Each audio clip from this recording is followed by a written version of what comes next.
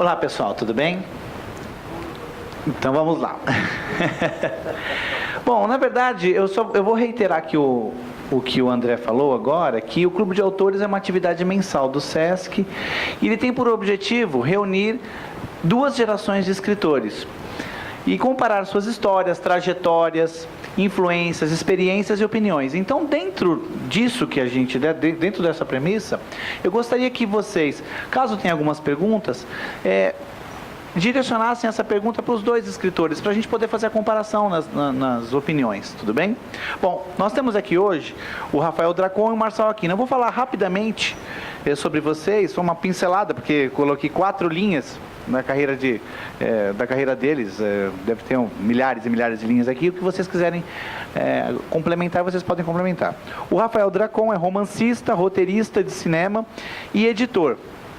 Ele tem a marca de 200 mil exemplares vendidos, é o autor mais jovem a assinar com os braços nacionais de 2 das maiores holdings editoriais do mundo. É roteirista premiado pela American Screenwriter Association e chegou ao 4º lugar dos mais vendidos no México pela Random House. É isso? Você quer acrescentar mais alguma coisa? Não, me senti até importante. Não, você é importante. Bom, o Marçal Aquino... Oi?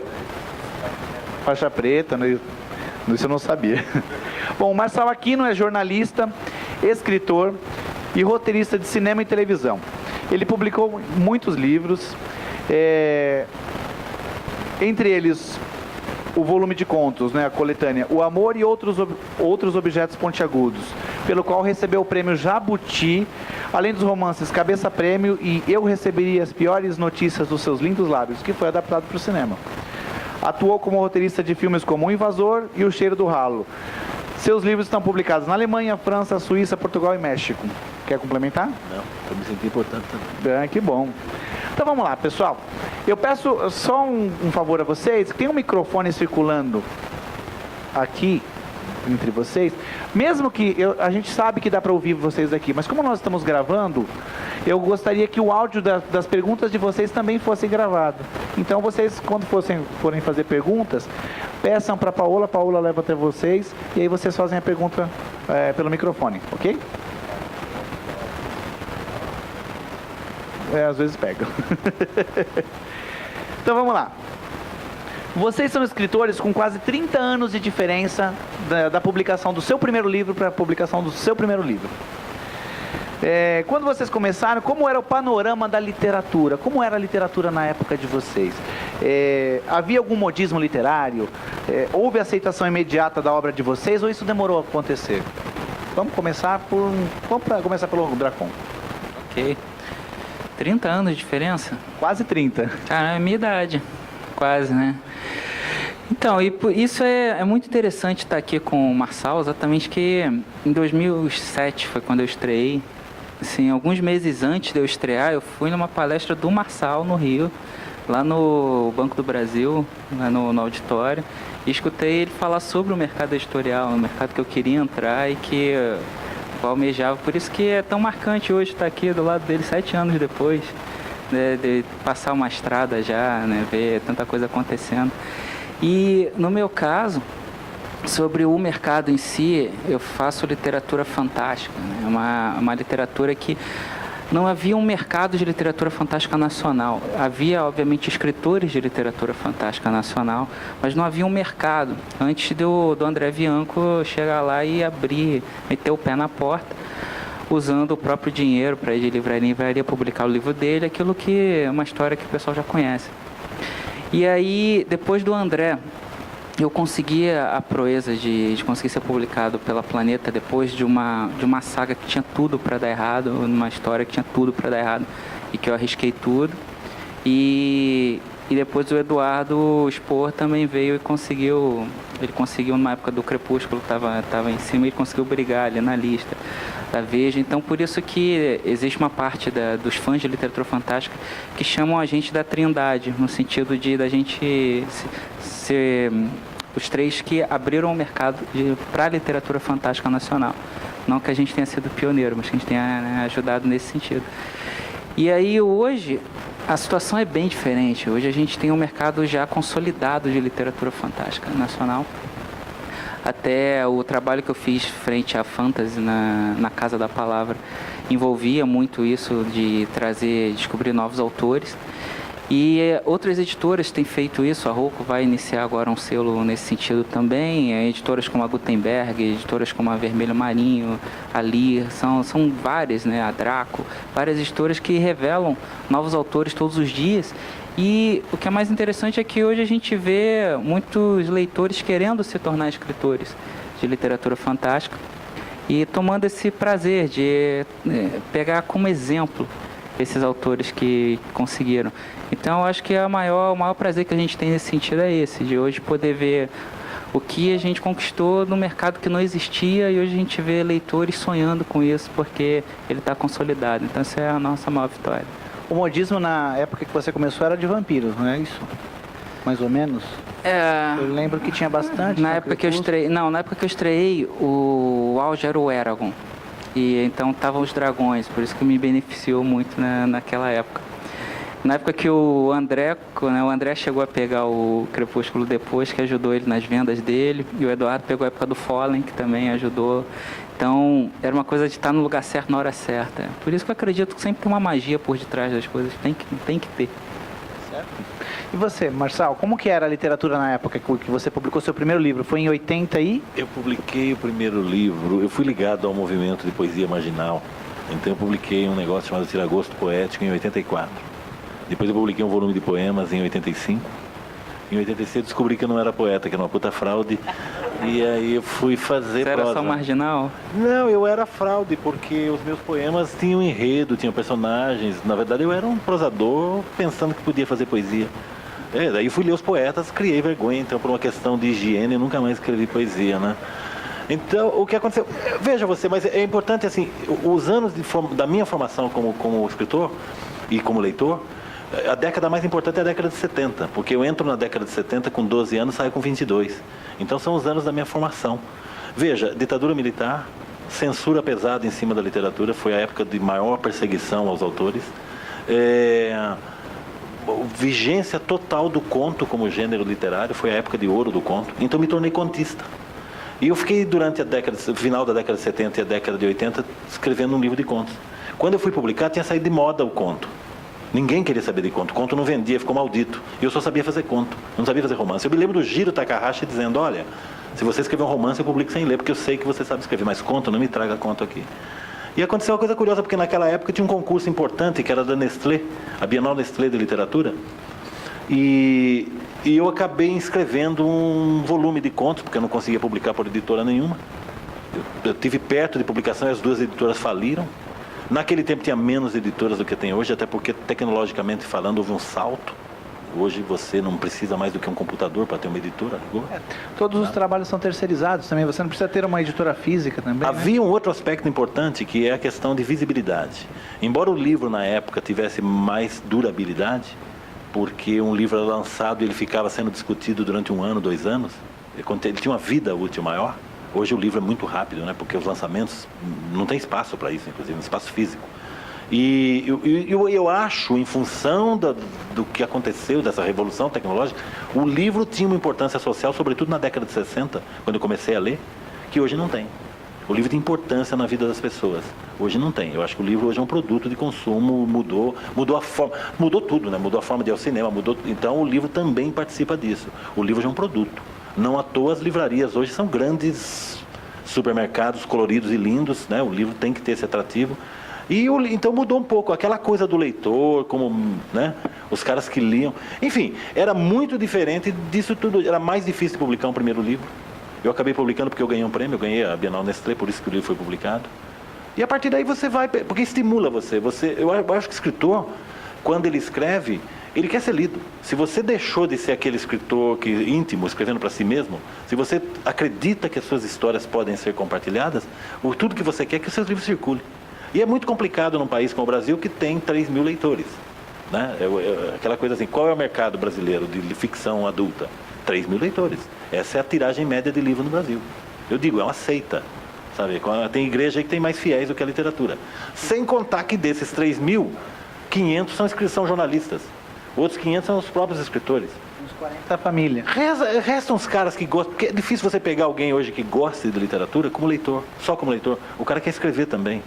Ele acaba, sabe? Então, houve uma mudança radical do momento em que eu me interessei por literatura até os dias de hoje. Eu acho que hoje, sabe, eu acho muito diferente a situação. Entendi. Sobre isso, alguém quer fazer alguma pergunta? Eu vou intercalando. Não? Então tá bom. Vamos lá. Formação. Não existe uma escola ou faculdade oficial que fala, ó, vamos formar você como escritor, é uma graduação, algo assim. Não existe assim. Como se forma um escritor? E por que escrever livros? Há uma necessidade de contar? Porque veja só, você é jornalista e atuou como repórter policial, e você é cineasta. Então, no final das contas, você até escreveria, mas escreveria para jornal. Você escreveria roteiros para cinema. Por que a literatura? Como se forma um escritor nesse sentido? Olha, eu me formei porque eu comecei a ler com 13, 14 anos, quando eu deixei os quadrinhos, eu achei que ia ser desenhista de quadrinhos. Teve um momento que eu desencanei daquilo, meu pai dizia, isso não tem futuro. Mas eu secretamente eu queria ser escritor. Mas eu entendi que também não era uma profissão. Eu fui fazer algo, eu fui ser jornalista por conta da literatura. Porque eu ia escrever no jornal, imagina, eu fui trabalhar no Jornal da Tarde, que dava um tratamento literário para as matérias e tal. Então, o jornalismo para mim foi um caminho que eu encontrei para eu poder trabalhar escrevendo, que era o que eu gostava. Mas, secretamente, eu continuei fazendo, eu sempre escrevi. Eu falo que eu ganhava dinheiro para pagar as contas e financiar o sonho. Porque eu sabia que não ia ganhar dinheiro com literatura. Eu nunca olhei para a literatura como fonte de renda, vou viver disso. Eu tive até uma incursão pela literatura juvenil, que são grandes tiragens, sim. Eu fiz um livro que todo mundo leu, que chama A Turma da Rua 15. Muita gente leu isso aí, tem 700 mil exemplares e tal, é adotado em escola. Mas aquilo também me desesperou, porque daí eu ia nas escolas e eu descobria que o professor dava o livro e dava prova. Então o aluno passa a odiar a literatura. Então estava errado o modelo. A minha filha um dia mostrou para mim na internet, vem ver o que uma menina está falando de você. Marçal Aquino é um corno. Eu falei, como assim Marçal Aquino é um corno? Ah, porque ela tinha passado o fim de semana tendo de ler um livro meu que caía na prova. Eu disse, Marçal Aquino é um corno, né?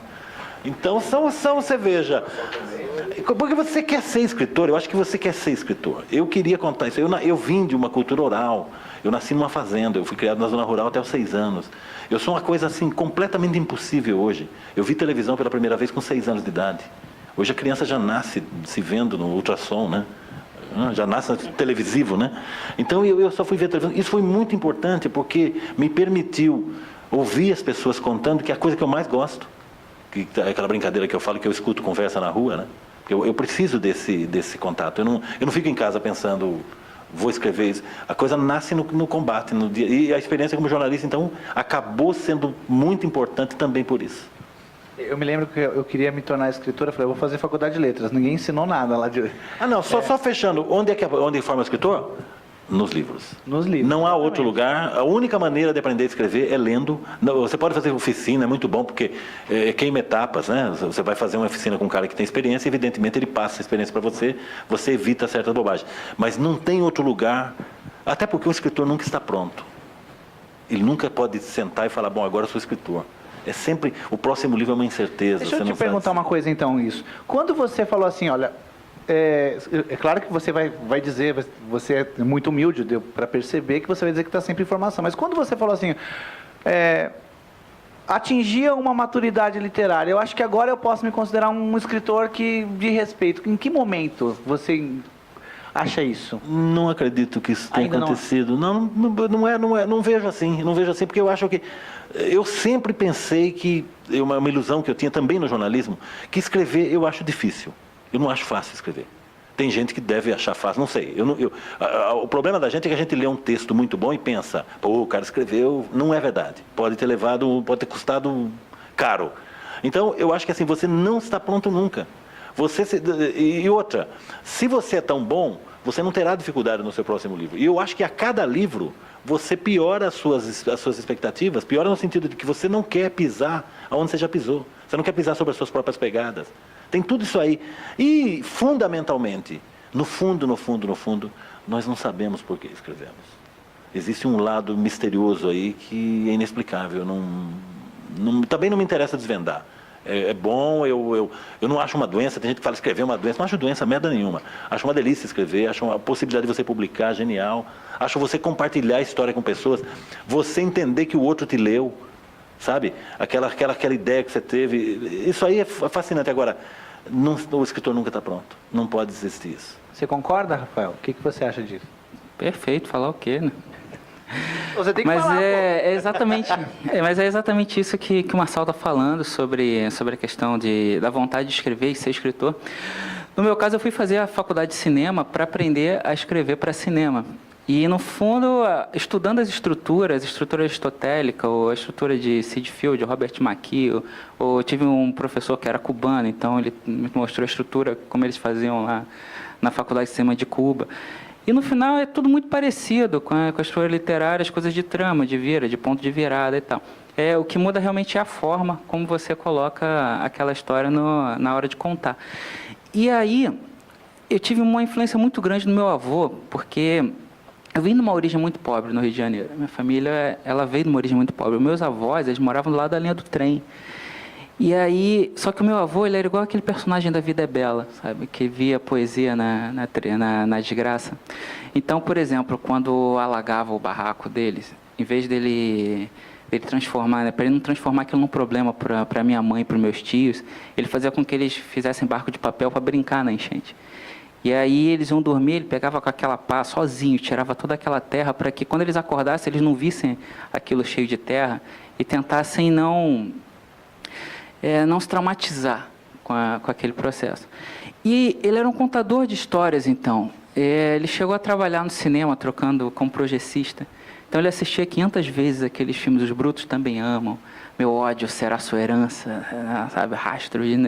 Aquela época que os filmes tinham os títulos, né, as traduções dos títulos eram ótimas, né, não eram igual Brokeback Mountain, Cold Mountain, sabe? E aí, ele sempre, então, antes de dormir, ele me contava histórias antes de dormir. Então, normalmente elas envolviam 3 cachorrinhos fazendo coisas diferentes toda noite. E aquilo me tomou um gosto por contar histórias e entender o mundo através de histórias.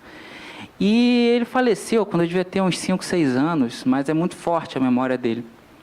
E aí, quando ele faleceu, eu ganhei um novo herói, porque eu conheci Bruce Lee. E aí mudou tudo. Porque o Bruce Lee, para mim, ele não é nem... Até eu tive no canal Futuro recentemente, o Cristiano lá, o apresentador, ele perguntou, você é fã do Bruce Lee? Eu falei, não, eu acho que é um outro nome, tem que inventar. É um negócio acima, para mim é como se fosse um avatar. Era uma coisa nesse sentido. E aí, eu vi o Bruce Lee com 6 anos, eu prometi que eu ia ser tudo que ele era. Que eu ia ser escritor, que eu ia ser faixa preta, que eu ia trabalhar com cinema. Foram precisos 20 anos para cumprir a promessa. E aí, felizmente, estamos aqui. Legal. Gostei da história. Alguém tem alguma pergunta a respeito? André? Pega lá um microfone, por favor.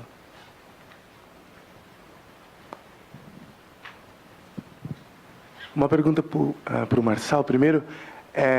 Ele colocou dessa mudança do leitor nos últimos tempos, do público leitor e do modo como... enfim, se mudou o público leitor, mudou também...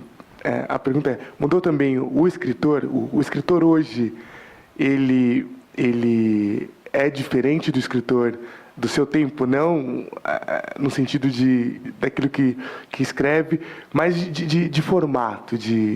E será que essa mudança, ela tem audiência, vamos dizer, o tipo de escritor como você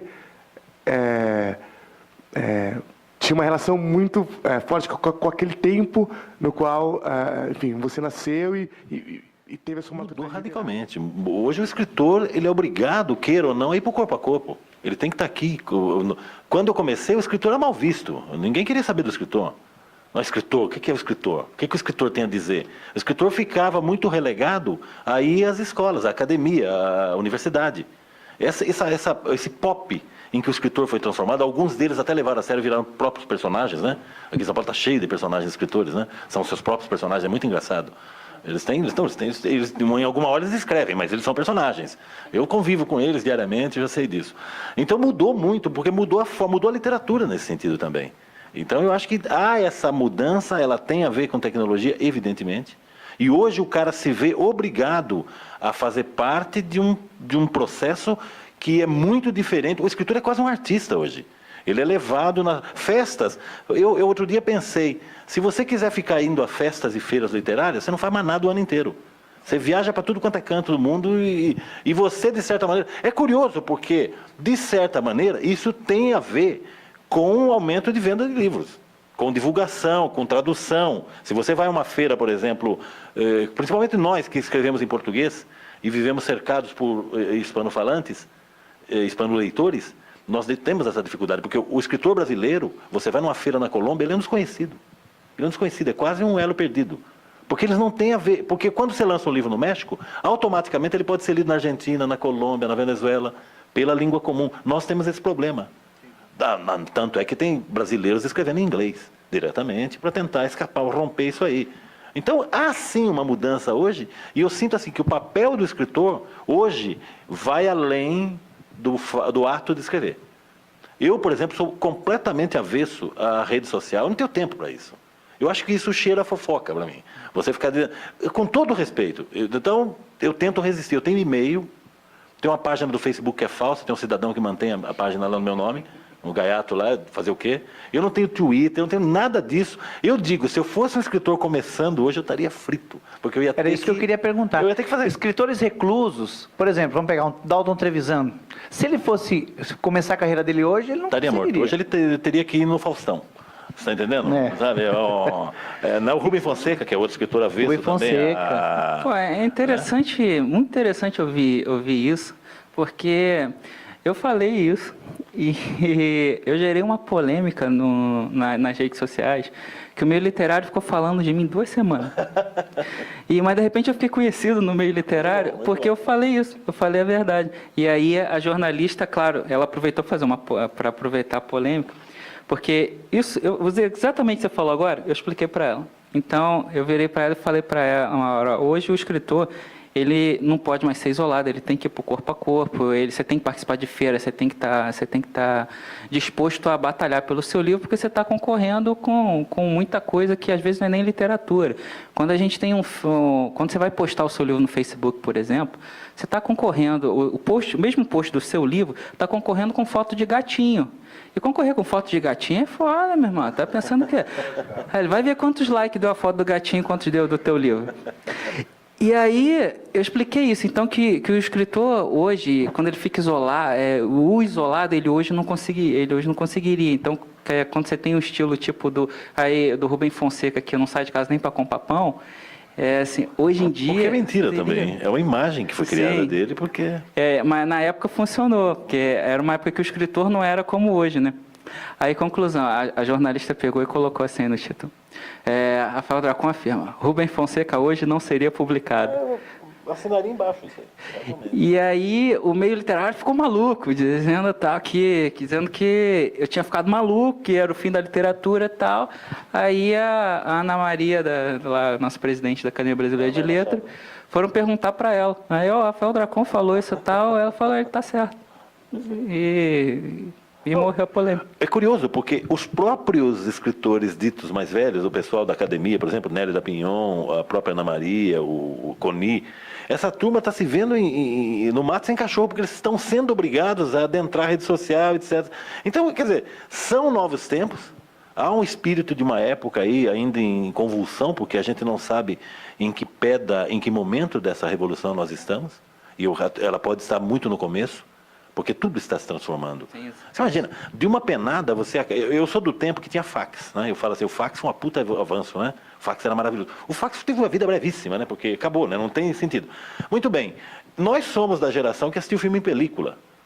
Eu entrava no cinema, quando surgiram as primeiras câmeras de vídeo, os primeiros materiais digitais, eu entrava no cinema, eu olhava a tela e eu dizia assim, isso é película por causa de profundidade. Só por causa da profundidade. Isso aqui, hoje não. Hoje a TV Globo filma a novela com equipamento de cinema. E o público reage da seguinte maneira. A novela ficou mais rápida, mais veloz. Não é. Aumentou a velocidade do número de quadros, né? Porque o equipamento muda, os tais 24 Digital, quadros. né? Então os caras ficam... São mudanças que a longo prazo a gente não sabe onde vai chegar. Você não sabe mais como vai ser a relação. Então, por exemplo, cinema. Videolocadora está condenada, né? Ainda tem, mas vai estar condenado. Então, assim, nós estamos vivendo uma época de grandes transformações. Muito grandes. Porque eu sou o cara que durante anos trabalhou em redação de jornal, tinha telex. Um belo dia surgiu um fax. Eu lembro disso, eu falei, o fax, só que o fax era cara, tinha um só dentro da redação. Então, hoje o fax não tem sentido. A minha filha não sabe o que é um fax. Fala para ela o que é um fax, ela não sabe o que é. Então, só que ela escaneia tudo que ela quiser, do jeito que ela quiser, e o diabo, né? Eu chego em casa, às vezes, tá assim, um bando de adolescentes assistindo televisão, e não tem nada ligado na televisão, só tem coisa espetada na televisão, sabe? Só o pendrive que eles chuparam no seu canal de TV, não sei da onde, arrumaram já um site de legenda. Eu olho aquilo e digo, acabou o mistério, né? Da gente ir ao cinema, apagava a luz, você tinha uma experiência coletiva junto com todo mundo, ninguém atendia telefone porque não tinha telefone, né? Hoje o cara tem um sacão de pipoca gigante, assim, vai com o telefone. O filme é apenas mais uma coisa que acontece dentro da sala. Isso, exatamente. Mas tem vantagens. Para se alcançar, para poder se viver de literatura, existe vantagem. A minha geração foi beneficiada por isso porque a gente cresceu com isso, então a gente entende as regras desse processo. E aí hoje a gente tem um contato direto com o leitor, que até eventos e distribuição de compartilhamento de informação, isso nos beneficiou muito para a gente poder abrir o mercado de literatura fantástica, inclusive, porque os leitores de literatura fantástica são normalmente jovens e muito apaixonados por isso, né? Os leitores de Harry Potter, os leitores de Crepúsculo, os leitores agora do Divergente, Jogos Vorazes, do Senhor dos Anéis, e são virais que vão se espalhando pela internet. Então, compreender as regras disso, como a gente veio disso, a gente acabou conseguindo atingir um número de leitores que nos permite viver de literatura hoje. Até os podcasts também têm revolucionado muito. Hoje eu faço parte do Rapadura Cast, que existe assim, cada episódio, que dependendo do episódio, a gente consegue lá tipo 100 mil downloads, 200, 150 mil downloads. Então, não deixa de ser uma maneira da gente atingir um público diretamente naquele sentido. Entendi. Bom, a pergunta aqui, acho que vocês acabaram respondendo, mas tudo bem, é que a segunda depende da primeira. Então, vamos voltar aqui. A temática mais recorrente nas obras de vocês, no seu caso, é literatura fantástica. Na sua, é mais uma literatura mais marginal ou não? Já não posso dizer mais isso. Não, eu acho que não. O pessoal costuma me chamar de escritor policial, o que também é um erro, porque eu não escrevo literatura policial. Como vocês definem? Eu escrevo dramas criminais. Dramas diferente, criminais. porque não tem a figura clássica do policial, nos meus livros. Nenhum deles. Não conseguiria escrever um detetive. E você falar literatura fantástica, tá bom para você? Seria isso, mas... normalmente os meus livros têm temas de sonhos, de alguma maneira, seja o sonhar realmente, como é com o Sandman, seja através de metáforas de um personagem buscando alguma coisa que ele sonha alcançar. Normalmente é isso. Vocês já tiveram vontade de escrever algo completamente diferente do que vocês são conhecidos? Vou dar um exemplo para vocês. Agatha Christie, a gente fala Agatha Christie, literatura policial, detetive, crime.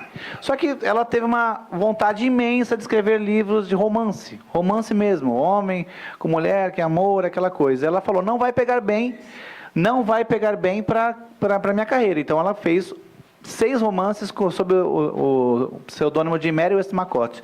Então, vocês já se viram com vontade de escrever uma outra coisa, um outro tipo de literatura, mas ficaram com um certo receio porque vocês não são conhecidos por isso? Eu obedeço o insondável. Eu sou gerente do Zoológico Invisível, sabe como é que é? Significa o seguinte, eu não sei sobre o que eu vou escrever. Eu não tenho um plano fechado. Eu procuro tentar ir a lugares onde eu não fui. Você escreveria uma comédia? Escreveria, se eu soubesse. Um romance? Se eu soubesse escrever, eu escreveria. Eu estou escrevendo atualmente um livro de época. É um romance de época. Se passa no Brasil em 1760. Não fiz nenhuma pesquisa histórica. Estou me divertindo barbaridade porque é um livro, é uma sátira, é uma farsa. É uma farsa que se passa no Rio de Janeiro, capital da colônia. E, bicho, eu estou me divertindo porque eu estou me lixando para o rigor histórico. Porque eu falei, se eu for pesquisar, vai ser um tratado, não vai ser um livro. Então eu me entreguei à ficção. Se você me perguntar como acaba, eu não sei. Eu escrevo sem saber. Eu não faço planos. Então eu não conseguiria dizer assim, vou escrever um negócio que não estou esperando. Vou escrever um livro de terror, por exemplo, que é um gênero que eu gosto de ler. Eu nunca escrevi. Não, pode ser que uma história surja para mim e aí não importa, eu vou escrever essa história. Por isso que eu digo que é limitante, às vezes, você apontar o dedo e dizer escritor de literatura fantástica ou escritor... São formas de ver o cara, botar no quadradinho dele. Mas fora isso, não. Isso, a mim não preocupa. Eu sou um escritor. Eu escrevo histórias, por coincidência, são histórias realistas. A única coisa que eu garanto para você é que ninguém voa nos meus livros. Se voar, eu explico porque voou. Né? É um pouco, eu sou o chamado escritor da realidade. Eu adoro a ideia de que os meus textos partem da realidade. Já nasceu coisa de ouvir na rua uma frase e falei, vou escrever um conto sobre isso. Já vi uma cena, que eu acho que é isso. Quando você está escrevendo, você, de certa maneira, abre os seus canais de sensibilidade para ver coisas na rua que você não vê quando você está meio embotadão, você não está escrevendo. Então você vê, eu digo assim, o cotidiano é capaz de miséria e maravilha. Você precisa estar atento. E é isso que eu adoro. Então eu não sei sobre o que eu escrevo. É melhor. E você, Rafael? Você se limita assim ou escritor de tudo? Não, eu não me limito, mas os meus editores vão me limitar. Então, por exemplo, eu tenho um thriller que eu já escrevi há muito tempo, um thriller policial. Mas para lançar, o editor ele olha, mas você tem um outro livro fantástico? Que bom, então vamos lançar o livro fantástico.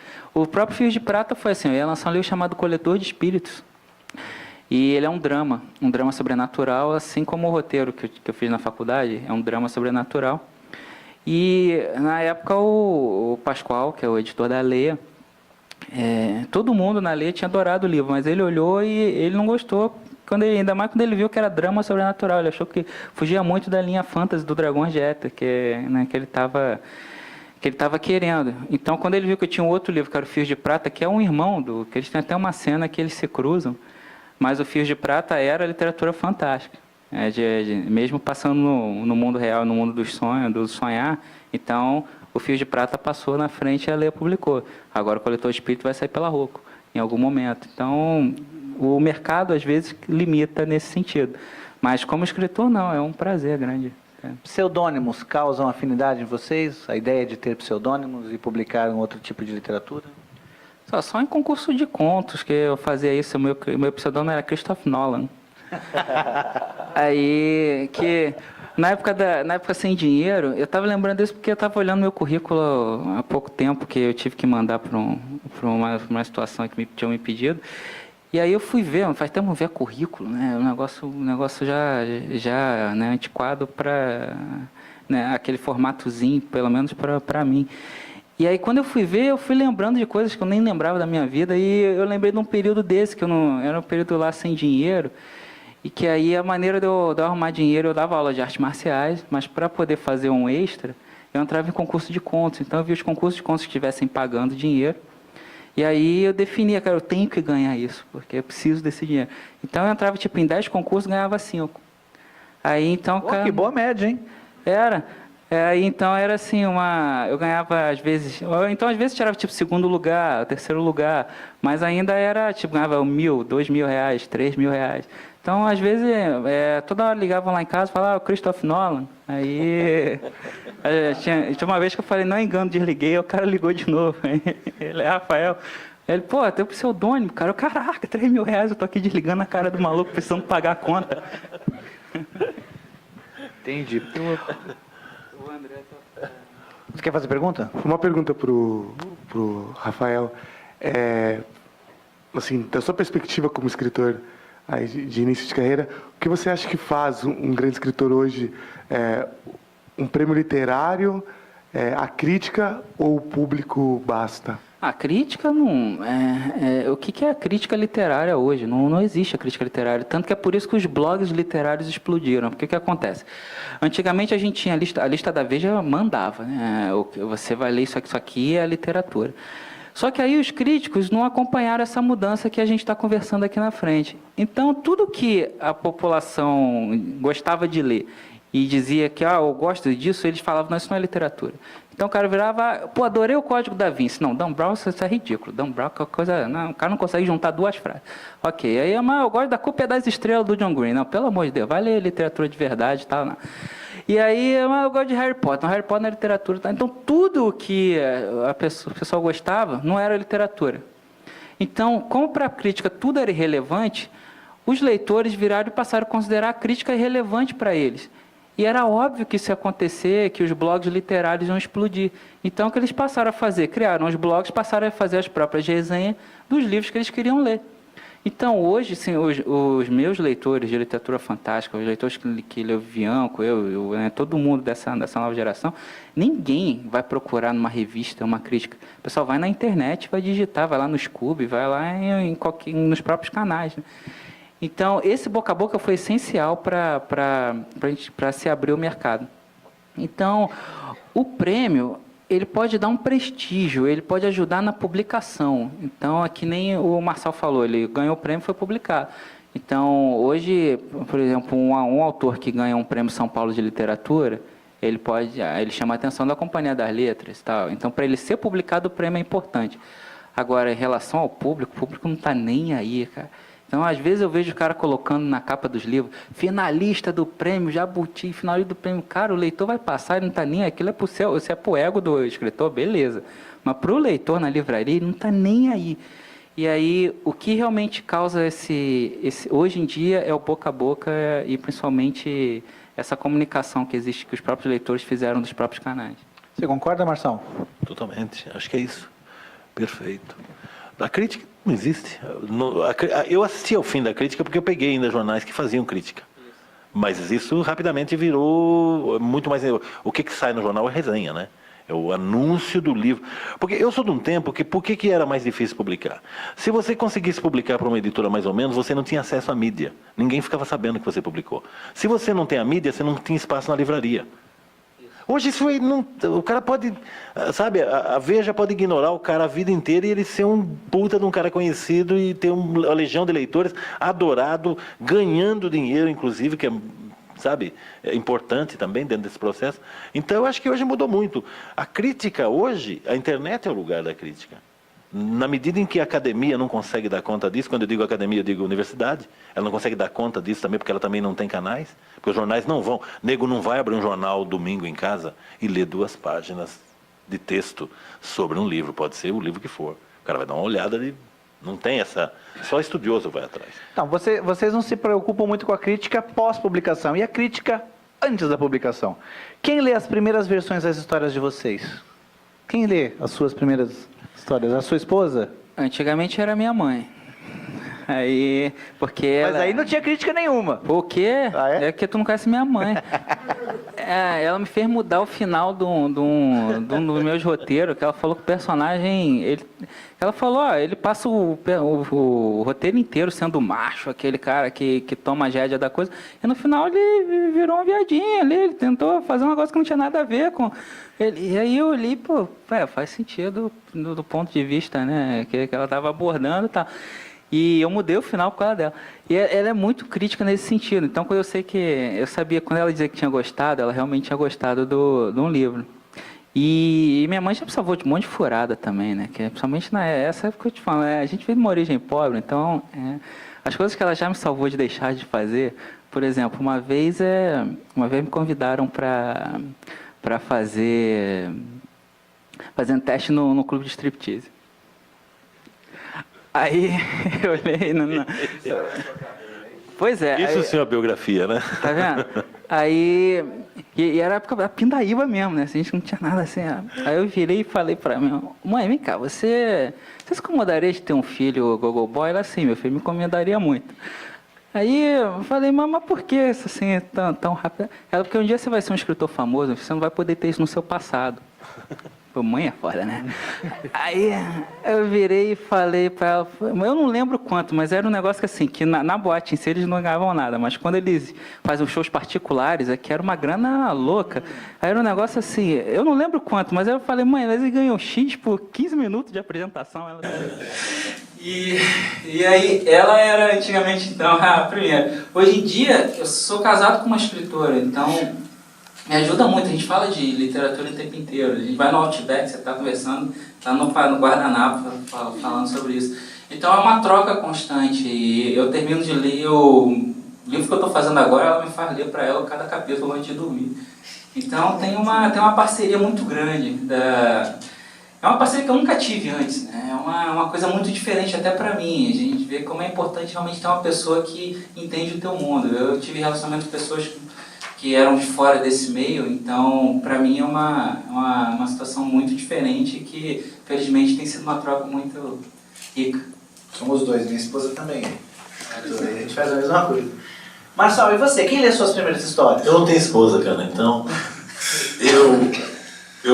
não, quem lê é o seguinte, eu faço isso, eu termino um original e entrego para 5, 6 caras que eu conheço, que são escritores, a maioria deles, não, acho que totalidade são escritores, e aí eu acato ou não as observações, porque o cara vai lá dentro, né?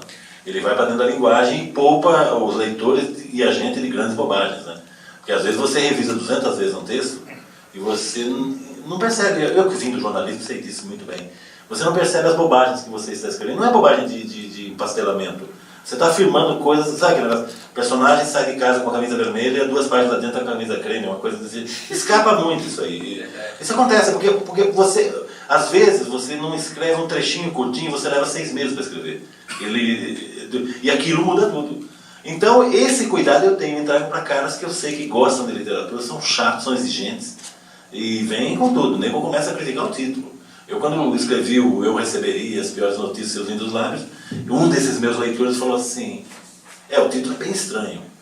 Eu falei, não, mas a ideia é essa, porque eu gosto do título, o título tinha me ocorrido antes e tal. Ele falou assim, parece um verso ruim de bolero.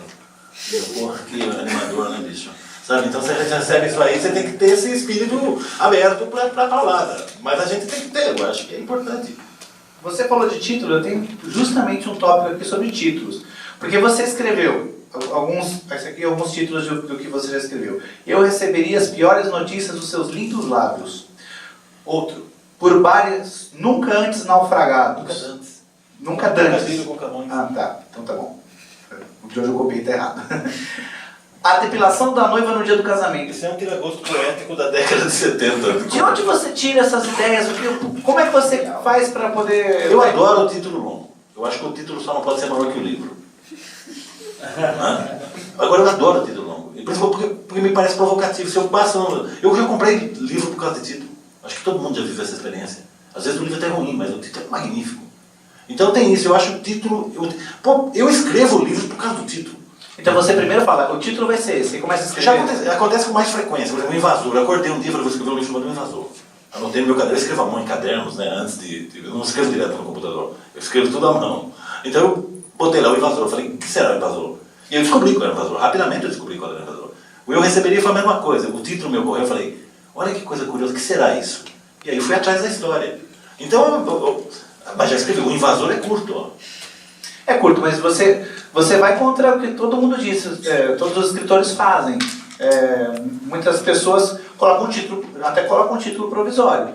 Escrevem sua história e depois falam, não, agora a história muda o título. Eu não gosto, eu gosto de ter o título do livro. Raramente eu mudo, cara. Acho que não tem na minha história um negócio... A partir do momento que eu descubro o título, porque também não é 100%. Às vezes eu comecei um livro, depois o título veio. O do Bolero você manteve? Claro que eu mantive. O do Bolero acontece o seguinte, o do Bolero ninguém gostava. Isso é aquele negócio que você falou de traduzir título de filme. Era parecido. Você falava isso, a pessoa ficava em silêncio. É o título. O livro que você está escrevendo, o livro você... Pô, o leitor não vai te lembrar para pedir na livraria. Aí eu, bicho, isso não é meu problema. Eu não sou vendedor de livro, sou escritor. Não, mas o título é ruim, não é comercial. E todo mundo, era uma unanimidade. O único cara que gostava era o Beto Brandt. O Beto Brandt falava, eu vou filmar isso aí. Sabe? O negócio... Na verdade era quem importava mesmo. Eu fiquei naquilo. Aí começou a me aborrecer. Tem um momento que isso começa a me aborrecer, porque você fala pro cara, o cara fala assim... E aí o cara reagia, dizendo, mas põe outro nome, vinha pra cima. Deixa eu ler, eu sugiro o nome. Eu, não. Beleza. Eu fui fazer a primeira flip. Então eu fui ler com a Patrícia Mello. Isso em 2003, acho. E o Flávio Pinheiro, que é jornalista, que estava no camarim, ele me disse, esse texto, esse capítulo que você vai ler, como chama o livro? E eu, olha, Flávio, tem um título de trabalho. Eu já estava na história de título de trabalho, working title. Né? Eu falei, tem um título de trabalho. Só que eu não vou falar. E ele, como é o título? Eu falei, Eu Receberia tal. Ele falou, porra, é maravilhoso. Foi o primeiro cara que falou. E aí quando chegou diante da plateia, que ele foi nos apresentar, ele falou assim, o Marçal vai ler um negócio aí, mas ele não quer falar o título. É lindo o título. Então o auditório começou, fala, claro, né? E o Luiz Schwartz estava na primeira fileira. E eu não tinha editora para esse livro. Eu disse assim, vou falar, mas nenhum editor vai querer publicar. Quando eu falei o título, ele levantou o dedo e falou, eu publico. Aí eu fiquei macho. Aí surgiu essa barba. O fecho disso é o Zé Rubem, que é o Rubem Fonseca, que é meu amigo querido. Ele pediu para ler os originais. O livro estava já em provas. E um dia me liga. Ele diz assim, maestro, tem um engano no seu livro. E eu peguei um caderno, falei, ele vai corrigir alguma bobagem. Ele leu o original. Ele falou, o título. Eu falei, o que tem o título? O título está errado. Como o título está errado? Ele disse, o título não pode ser esse. O título do seu livro só pode ser o nome da mulher, da personagem, Lavínia. Eu olhei e disse, maestro, minha vez de discordar. Vai ser esse título sim, bateu o telefone. Ele publicou um livro mais tarde com o título de Lavínia. Maravilhoso. Você, Rafael, como é que é a sua relação com o título? Você escreve primeiro o título como o Marçal ou o título é a última coisa? Normalmente sim. Mas normalmente tem metáforas, né? Por exemplo, a série Dragões de Éter. E aí as pessoas vão ler e elas não encontram dragões, elas reclamam, mas não tem dragão. Mas é que o título é uma metáfora. O dragão é o símbolo máximo da literatura fantástica, da fantasia. Quando você pensa em fantasia, né? Você tem o dragão. E o éter é a quintessência, é o que te liga ao sonho. Então, é uma fantasia que você alcança através dos seus sonhos. Dragões de éter. E assim vai. O fio de prata é o que conecta. Se você estudar todas o ocultismo, as teorias de teosofia, todo o espiritismo, então todos eles têm uma coisa em comum que eles falam do fio de prata, que quando a gente dorme, o seu espírito sai e ele é conectado pelo fio de prata. É o que te traz de volta. No momento que o fio de prata é cortado, é a morte, porque aí não existe mais diferença, a alma não volta. Então é o fio de prata, o reconstruindo o Sandman, porque a figura do Sandman se modificou muito graças ao Neil Gaiman. Ela se tornou quase que a visão oficial do Sandman, o Morpheus do Neil Gaiman. Então, a ideia é que o sonhar foi afetado por isso. É preciso reconstruir a figura mitológica original do Morpheus. Então, é assim que vão acontecendo as coisas. O Espíritos de Gelo é um livro de terror que me foi pedido em Portugal, até foi um desafio do editor português, que me ligou para representar o Brasil numa série de terror de lá e eu tinha que escolher uma lenda urbana no Brasil, do que eu quisesse fazer um livro de até 200 páginas. E aí eu escolhi a lenda urbana do cara que toma um Boa Noite Cinderela, quando ele vai numa festa, ele bebe com uma desconhecida e ele acorda numa banheira de gelo, aquela história com o telefone do lado, pedindo para ele ligar, não sair da banheira, e aí descobrem que levaram o rim dele. Isso é uma lenda urbana já famosa aqui no Brasil. Então daí que nasceu Espíritos de Gelo. Então vem assim, vem de acordo com a história, mas a maioria das vezes o título vem primeiro também. Bem diferente. Bom, pessoal, alguém tem alguma pergunta sobre o que a gente falou até agora? Tenho uma pergunta. Diga. Alô, fiquei curiosa. Você fez Kung Fu? Eu fiz Taekwondo, que era o que tinha mais próximo, né? Então eu me graduei em 2 estilos de Taekwondo, com boxe, judô, rapkido e defesa pessoal. Ah, entendi. Eu também fiz Taekwondo. Vamos lá. Vai ter luta hoje? Não vai não.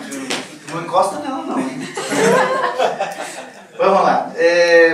Você trabalha em equipe sobre roteiros de cinema, roteiros de TV. Você é formado em cinema também. Como é que vocês lidam com o trabalho em equipe? É difícil trabalhar em equipe para contar uma mesma história? Tem de se fazer muitas concessões e no final a ideia de quem prevalece? Olha, eu não escreveria um roteiro sozinho, eu não tenho a menor vontade de escrever roteiro, eu acho chatice. Porque eu gosto de literatura. Se eu for escrever uma história, eu escrevo literatura. Eu falo assim, eu tenho uma ideia, eu penso assim, dá uma novela, dá um conto, dá uma crônica. Eu nunca penso em dar um filme. Nunca. Eu preciso que um cara venha para mim e diga, eu quero filmar isso aqui. Aí eu pergunto pro cara, que filme você vê aqui? Isso é comum, porque é uma leitura. Um filme, uma adaptação, é necessariamente uma leitura daquele livro. É apenas isso. É uma leitura numa outra linguagem, na linguagem audiovisual. Se você pegar 10 diretores e der o mesmo livro para eles filmarem, sairão 10 filmes diferentes. Isso é fatal. Então, eu não tenho nenhum pudor com essa coisa de entregar o livro para adaptação e ficar cobrando fidelidade. Você já pediu para não fazer alguma coisa que a pessoa queria fazer muito no texto seu? Não, eu sou super flexível. Quando eu entrego para a adaptação, quando você vai trabalhar em equipe, as ideias, a rigor, são da equipe. A ideia não tem um dono, não adianta, não há individualidade. Porque é o seguinte, A ideia não está perfeita, você atribui uma ideia e vem o cara e dá um acréscimo, e aquilo às vezes ilumina. Então esse trabalhar na equipe é muito estimulante, na verdade, é muito rica a parceria, porque estimula você a pensar. Você imagina, eu trabalho diariamente com o Fernando Bonassi, que é um grande escritor, um grande dramaturgo, um grande roteirista. Nós, ao contrário da maioria dos roteiristas, não trabalhamos em cada um pega um pedaço do negócio e desenvolve. Nós trabalhamos ombro a ombro. Cada vírgula que vai ser colocada é discutida. Então o roteiro, quando sai da nossa mão, ele já tem no mínimo uma aprovação, porque eu tenho que convencê-lo. E ele a mim, quando a gente coloca uma ideia na mesa. Por isso que ideia não tem dor. Então não tem autoria quando se fala em roteiro. Aliás, quando se fala em cinema, né? O cinema é igual suruba, precisa de mais gente para fazer, cara. A literatura é sozinha, é solitária. Tudo dá certo, o cara encomenda a segunda. Se não, normalmente ela dá uma diluída. Não tem. Os caras falaram assim pra mim, Breaking Bad quebra esse paradigma. Eu peguei as 4 temporadas, não sei nem quantas são. Peguei 4 temporadas, parei na 4ª. Porque daí eu achei que estava fazendo água. O truque dos caras é o seguinte, o episódio ele não tem mais a mesma vitalidade lá do começo, vai desgastando, é normal, o personagem não resiste. Só que os americanos fazem o seguinte, você assiste um episódio do Breaking Bad, mesmo que não seja um grande episódio, ele tem no mínimo uma grande cena de cinema. Tem uma cena que quem gosta de cinema vê e fala, uau, por que não faz isso no Brasil? Sabe essas coisas? É desse naipe aí que eu nem pergunto pra você, por que a gente não faz filme como na Argentina? Eu acho adorável essa pergunta, sabe? Eu estou em palestra, às vezes eu tenho que falar assim, mas o cinema argentino não sei o quê. Por que nós aqui no Brasil não fazemos cinema que nem na Argentina? E eu olho e digo, porque nós não somos Argentina. É simples assim. É uma questão de formação política e tal. E aí o cara fala, não, mas o cinema argentino, o roteiro, não sei o quê. Eu digo, eles têm uma escola de cinema maravilhosa que valoriza muito o roteiro. E o roteiro no Brasil é uma coisa nova. Até a década de 70 não existia a figura do roteirista no Brasil. Pelo menos não como conhecemos hoje. Mas aí eu pergunto para você, você acha que o cinema argentino faria Tropa de Elite? Não faria. Isso aí. E dentro do cinema eu cheguei a trabalhar com um parceiro que você já trabalhou, Vitor Navas. Vitão, grande Vitão, prolixo, nossa, até o cabelo dele é prolixo, né? Eu gosto muito dele, mas ele é muito prolixo. É verdade, quando o Vitor liga, tem que olhar e pensar, eu tenho 2 horas sobrando, porque ele... Não, o Vitão, ele tenta convencer você, ele é um bom roteirista por causa disso. Sim. Ele tenta convencer você, eu trabalhei com ele, então eu dava sinopse para ele. E ele não obedecia a sinopse, então vinha um negócio louco. Eu li o roteiro e chamava ele, ô Vitor, vem cá. Mas não é isso aqui, cara. Não, mas eu acho mais bacana. Não é bacana, cara. Isso aqui tá provando na Globo, não tem nada de bacana, cara. Isso aqui é o seguinte, vai cair lá, o cara vai devolver. Não tem? Ah, mas não tem mais bonito, não existe isso. Então é adorável. Isso. E aí a gente desenvolveu até uma história do PCC que foi encomendada pelo Hank Levine, que é um dos produtores da Cidade de Deus até. Mas ia ser dirigido pelo diretor do The Educators, o alemão, o Hans. Mas aí depois o Hans e o Hank eles ficaram meio decepcionados com a burocracia brasileira e resolveram cancelar o projeto deles. Mas esse trabalho em dupla, é isso que esse Marçal está falando. Pelo menos a experiência que eu tive com o cinema é muito enriquecedora, a forma como você acrescenta ideias. E a experiência primeira que eu tive então foi com o roteiro que eu escrevi na faculdade, era um roteiro chamado In Your Hands. Foi o primeiro roteiro de longa-metragem que eu fiz na vida. E eu tinha um professor cubano de roteiro chamado Antônio Molina. E aí uma vez ele virou pra gente e falou pra gente, eu vou ter uma festa, vai vir o presidente da RKO, vai estar no Brasil, está doido para ler roteiros. E aí ele falou, tinha uma semana para entregar um roteiro na mão dele para ele apresentar para o presidente da RKO. Aí eu sentei na praça de alimentação do Barra Shopping, que fica do lado da faculdade, lá com um amigo meu, Ricardo Calvé, e a gente bolou toda a linha do In Your Hands, o argumento inteiro. A gente fez ali na praça do Barra Shopping. E aí eu virei noite na faculdade, usando o computador da faculdade, escrevendo, montei o roteiro inteiro, passei para ele, ele viu o que ele achava que a gente deveria mexer e ele traduziu para o inglês. E aí a gente apresentou para o Molina assim, um dia antes da festa. Aí ele olhou e ele falou, você me desculpe, eu sou um idiota, o primeiro convite foi na quarta passada, então eu perdi a festa, e me desculpe.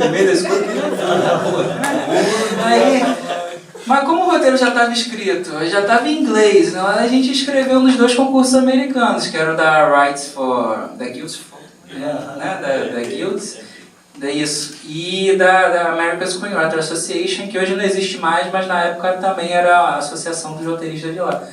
E a American Screenwriter Association, ela depois enviou um prêmio de mérito pra gente, que acabou me abrindo portas pra caramba. Eu passei a avaliar roteiros dentro da O2 Filmes, com um projeto que o Fernando Meirelles tinha com a Fox Features e a Universal.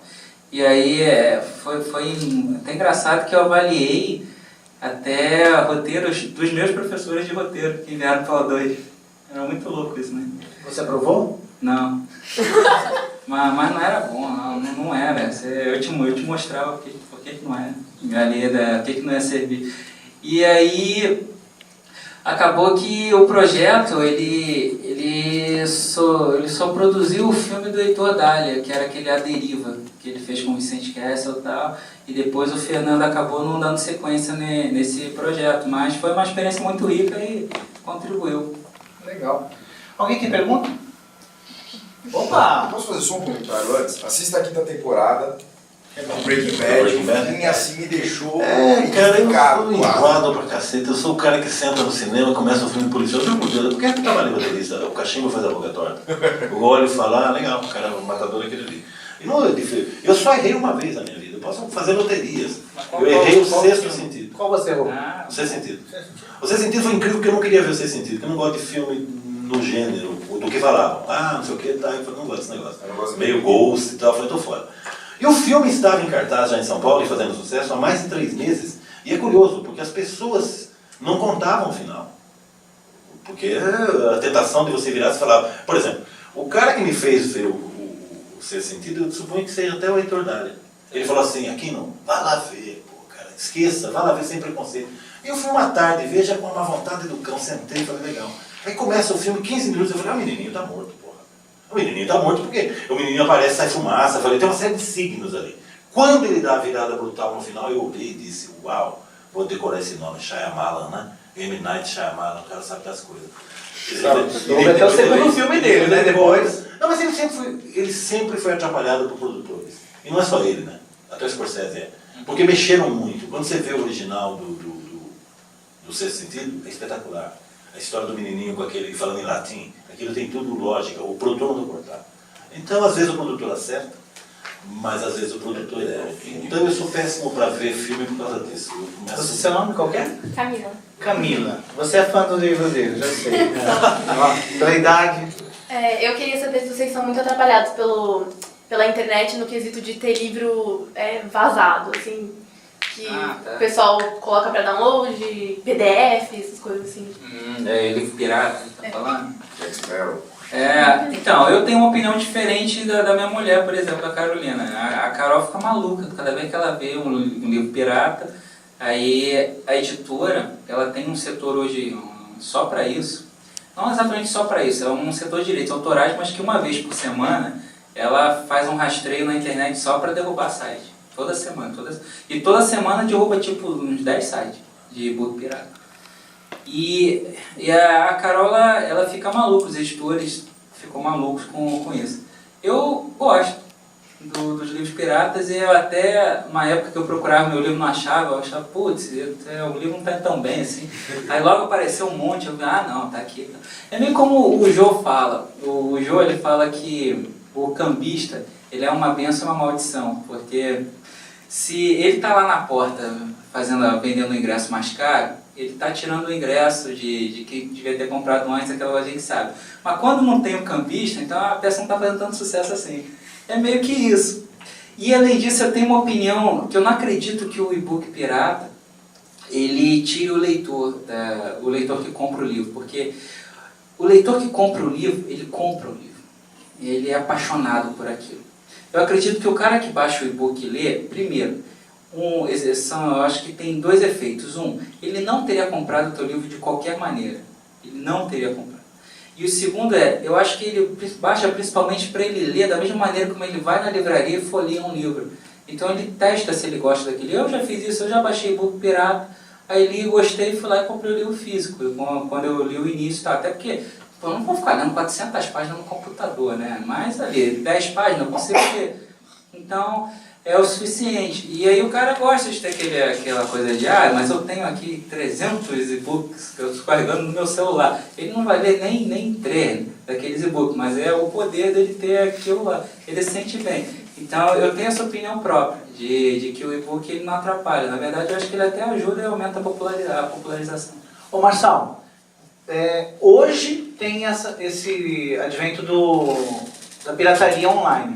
Na época, na década de 80, 90, quando não tinha isso, existia alguma forma de você encontrar o seu livro na mão de alguém ou de alguma forma que não seja o convencional de livraria? Uma pirataria? Na Xerox. Na Xerox. O livro, eu partilho dessa opinião, uma opinião subversiva pra cacete, mas eu também partilho.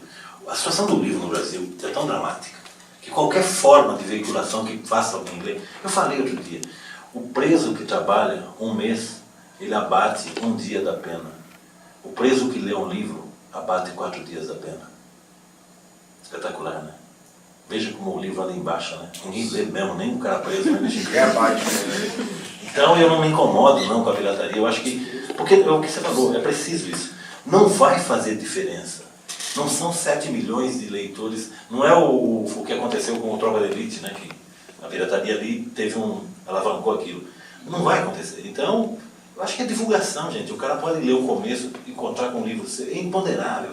O leitor é imponderável. O que agrada ao leitor é imponderável. Senão não existiriam fracassos. Entendi. Você, seu nome? Valéria. Obrigada. Para o Marçal. Marçal, você disse que faz diversos trabalhos para a Globo, principalmente ultimamente você tem feito alguns trabalhos para a Globo. A Globo, de alguma maneira, ela direciona o seu trabalho? Você deixa de usar a sua imaginação, a sua criatividade, o seu talento para atender algum pedido, alguma ordem da Rede Globo? Nunca me pediram nada. Eu fui chamado 2 vezes para trabalhar na Globo, nas 2 vezes eu disse não, porque era um projeto que não me interessava. A terceira vez, quando eu fui chamado, eu e o Bonassi, eles nos disseram: nós queremos um policial que se passe no Rio de Janeiro, por uma questão de facilidade de produção, e seja contemporâneo. O que é, nós não sabemos, vocês vão dizer pra gente. A gente inventou força-tarefa. Mesma coisa aconteceu com o Caçador. Não há nenhum tipo de interferência do tipo, olha, não pode botar palavrão. Eu escrevo livremente, eu prefiro que alguém corte, se não puder. Eu escrevo, eu não posso ser meu censor, senão começa daqui a pouco você fala, não, isso não vai poder. Obviamente, eu tenho bom senso de quem escreve para TV aberta. Eu não estou num cinema de arte. Só que é o seguinte, eu acho que o trabalho do escritor é sempre ir lá para o limite. Se eles não gostam de palavrão, a gente vai botar uns palavrões para ver o que acontece. Então você está sempre empurrando, você está sempre alargando, mas sempre com liberdade. E tem uma outra coisa que eu acho, isso sim, mais importante do que uma eventual recomendação da Globo, que não acontece. Eu adoraria até que a Globo direcionasse a gente, porque às vezes a gente fica tão perdido. Nunca, nesses 6 anos que eu estou na Globo, com o Bonassi, nunca em tempo algum a gente parou e perguntou um para o outro, será que o público vai entender isso? Nós nunca fizemos isso. Porque isso seria subestimar a capacidade do público, eu não gosto disso. Quando começa com isso, está errado. Eu prefiro botar lá, é o que eu disse, eu prefiro um cara que não entenda, que diga assim, eu vi seu filme e não entendi. Eu digo, vamos tentar novamente. Quem sabe ele compra o ingresso outra vez. Mas não tem esse negócio de rebaixar o discurso para chegar, porque a Globo, ela não tem esse índex que as pessoas falam, não pode tal tema, não pode... Eu nunca tive problema. Eu tive cortes em roteiro absolutamente idiosincráticos. O meu diretor falou, não gosto disso. Bom, como é ele que vai dirigir, ele corta. Aí não tem o que fazer. Mas não é uma briga, é uma coisa amistosa, é uma coisa harmoniosa. Até porque nós estamos todos querendo que aquilo fique pronto. Alguém tem mais perguntas? Não? Então vamos lá. Eu vou fazer uma brincadeira aqui. Não, antes da brincadeira eu quero saber o seguinte. O que escritores consagrados como vocês leem? O que vocês estão lendo? O que vocês gostam de ler? Dracon, fala você. Então, o ideal é sempre ler de tudo, né? Então a gente está sempre lendo de tudo. Só que quanto mais você escreve, menos tempo você tem para ler. Isso é um problema. Tipo, no avião agora, né? É o momento de aproveitar, principalmente o e-book ajuda muito nesse sentido, né? Eu boto no celular, vim lendo A Culpa das Estrelas até no e-book. Mas eu estava lendo também O Nome do Vento, que é um livro de literatura fantástica que é muito badalado até, do Patrick Rothman. E é muito elogiado. Há muito tempo eu tento ler, mas quando eu virei editor, eu tinha que ler vários livros originais que não existiam, que não estavam sendo publicados, que eu tinha que avaliar para a editora. E aí, os livros que eu queria realmente ler, eu não conseguia mais tempo para ler, até porque no tempo que eu tinha para ler, eu tinha que ler os originais. Era meio frustrante, é um paradoxo. Você parou de ser editor quando? Parei de ser editor no final do ano, quando eu assinei com a Rocco. Na verdade, eu assinei com a Rocco antes, né? Assinei com a Rocco depois da Bienal, um pouco depois da Bienal, um pouco depois da Bienal, se eu não me engano, do Rio. Mas ainda eu ajudei a editora até o final do ano. E agora você está conseguindo ler o que quer? Agora sim, só que eu tenho que entregar o original da Rocco. E eu estou um mês atrasado. E aí eu estou me projetando para acabar no fim desse mês, que eu acho que dá tempo. Hoje eu já não vou escrever. Então essas coisas ficam na cabeça.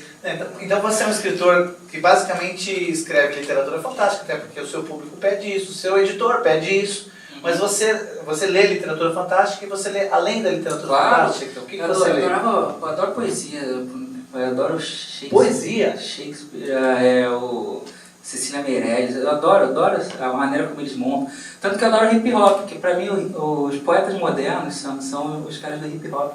O que se faz aqui em São Paulo, lá na Santa Cruz, um dia eu vou lá batalhar na Santa Cruz, cara. Eu sou apaixonado por a carreira do Emicida. Eu acompanho a carreira do Emicida desde cedo, quando ele tinha ali, fazia o CD piratinha dele que ele vendia no show. Tanto que eu levei o projeto para a Leia de fazer a biografia dele. E eu não sei se a Leia chegou, a gente teve reuniões e tal com o empresário dele, mas eu não sei hoje como é que tá, porque eu saí da Leia, mas eu cheguei a levar para lá a história da biografia. E romances históricos, meu livro preferido em estrangeiro, O Rei do Inverno, do Bernard Cornwell. Eu já li, sei lá, umas 5 vezes aquele livro. Mas se perguntar, meu livro preferido, Capitães da Areia, Jorge Amado. Não tem nada a ver com literatura fantástica, mas são referências. Então, por exemplo, no Dragões de Éter, né, que o Dragões de Éter tem a coisa dos contos de fada, que tem uma releitura um pouco mais sombria, um pouco mais adulta ali, né, dos personagens que vão se relacionando.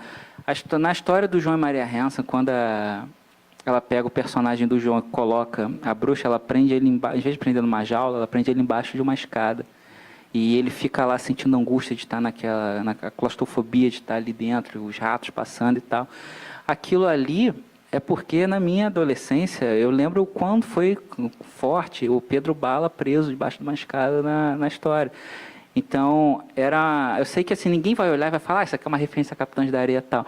Mas é porque eu sei o que me causou ler daquela passagem. E eu quero passar o que eu senti naquela passagem. Então, é uma maneira, uma referência minha que eu sei que é uma forma de eu atingir o objetivo. Então, são vários livros que fogem do conceito. A Menina que Roubava Livros é um dos meus livros preferidos. A forma como Marx usa que mistura poesia e narrativa dramática. Então, são coisas que me causam apreço. Legal. Bom, eu acho que não está lendo há algum tempo já, né? Tanta coisa. Pelo contrário, eu estou lendo umas coisas de trabalho. Eu chegou um momento, esse negócio que você fala, que vai diminuindo o seu tempo como leitor, e na verdade a gente é melhor leitor do que escritor. É meio contrassenso isso. E eu estabeleci um pacto, eu leio no mínimo 1 hora antes de dormir. Todo dia. Senão não consigo, eu preciso disso. Tomo cuidado para não embalar, porque daí você lê 4, 5 horas. Você lê o mesmo livro? Porque tem gente que lê 3, 4 livros ao mesmo tempo. Eu leio 2, 3 livros ao mesmo tempo. No momento é o seguinte, eu vou escrever sobre a Inconfidência Mineira. Então eu selecionei 3 livros, vou reler um deles e 2 eu não conheço. Eu vou ler profundamente porque eu vou fazer um trabalho em cima. Mas... Quais livros? A Devassa da Devassa, do Kenneth Maxwell. O livro do Márcio Jardim, que é uma síntese factual da Inconfidência Mineira. E o livro do Pedro Doria, que acabou de sair, que é um 789, que ele pega e ele prova que os caras que tentaram fazer Inconfidência era tudo bandido, contrabandista e tal, que é uma parte bacana. Como nos foi encomendado um policial que se passe na Inconfidência Mineira, nós vamos fazer esse trabalho aí é o que a Globo nos contratou nesse momento. É eu, o Bonassi, o Braulio Mantovani e a Carol Couto. Nossa, O Heitor Dália fera, né? dirigindo, o Jefferson D dirigindo e o Daniel Filho fazendo a direção geral.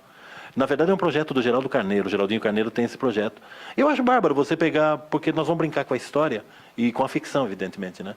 Então é delicioso, porque você pode, aquele negócio, né? O livro de história às vezes é rígido, né? Desta vez não, você vai poder brincar, porque nós vamos trabalhar com personagens fictícios. Então, é um trabalho altamente desafiador, mas é isso que eu estou lendo, estou enfiado nisso aí, parei de ler todo o resto. Não, mas o que você lê por prazer? Tudo bem que esse livro Ah, não é eu você lê leio por prazer, mas todo aquele que você, mundo. sem pretensão, sem ser para trabalho nem nada, eu quero ler um livro. Que livro você lê? Olha, cara, nunca para de descobrir caras, né? Nunca para. Eu leio poesia, né, também. Eu sou prosador, mas eu leio muito, embora não escreva mais poema, evidentemente, mas estou proibido pelo sindicato dos escritores, mas eu leio muita poesia. E o livro de poesia tem um detalhe, o livro de poemas, né? Ele não termina, né? Você não termina de ler Drummond, né? Você nunca tem alta, é igual a análise. Você está lendo sempre, voltando a ele, descobrindo coisas novas.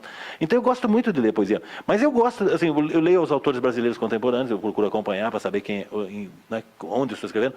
E tem hoje, a partir dos meus 40 anos, uma coisa diabólica, que é assim, reler. Falavam isso, quando você fica velho, você começa a querer reler. E é irresistível. Porque daí eu pego livros, por exemplo, vou reler Moby Dick. Eu pensei, por que eu gostei tanto de Moby Dick quando eu lembro que eu estava na escola, eu ficava pensando assim, tomara que acabe logo a aula que eu quero ir para casa ler o Moby Dick, continuar lendo, porque eu estava apaixonado pelo Moby Dick.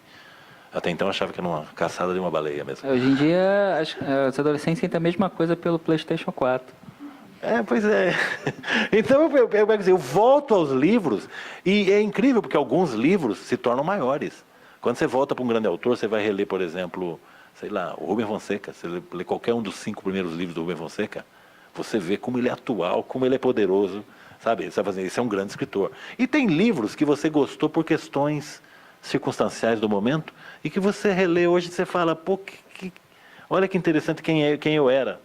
Então eu acho assim, é uma divisão. Agora, eu sempre estou lendo, eu sempre tenho livro comigo, eu viajo, é a melhor hora, porque avião é tranquilo, né? Alguém tem pergunta? Bom, vamos lá. Então eu vou fazer uma brincadeira com vocês, que eu sempre faço nas mediações, que é assim, eu vou dizer uma frase ou eu vou dizer uma palavra, alguma coisa, e vocês comentam o que vocês quiserem. Então, só para dar um exemplo, se eu falar a palavra pizza, você pode falar que gosta de pizza, que não gosta de pizza. Você pode dizer que você é contra os altos impostos da farinha. Você pode dizer que... o que você quiser. A opinião que quiser, com a quantidade de palavras que quiser. Então, vamos lá. A primeira frase é a seguinte. Seu livro em um sebo. Pode ser você. Stephen King, porque o que você mais encontra em sebo é livro do Stephen King, né? Que é o cara para ter versão de livro. Então, eu lembro que na época também, aquela época da Pindaíba, lembra do stripper? Então, aí a minha mãe comprou para mim Christine do Stephen King num sebo. E aquilo é sempre maravilhoso. Não, eu estou perguntando assim, o seu livro em um sebo. O seu, você escreveu um livro e você encontra em um sebo. Ah, é? O que você acha?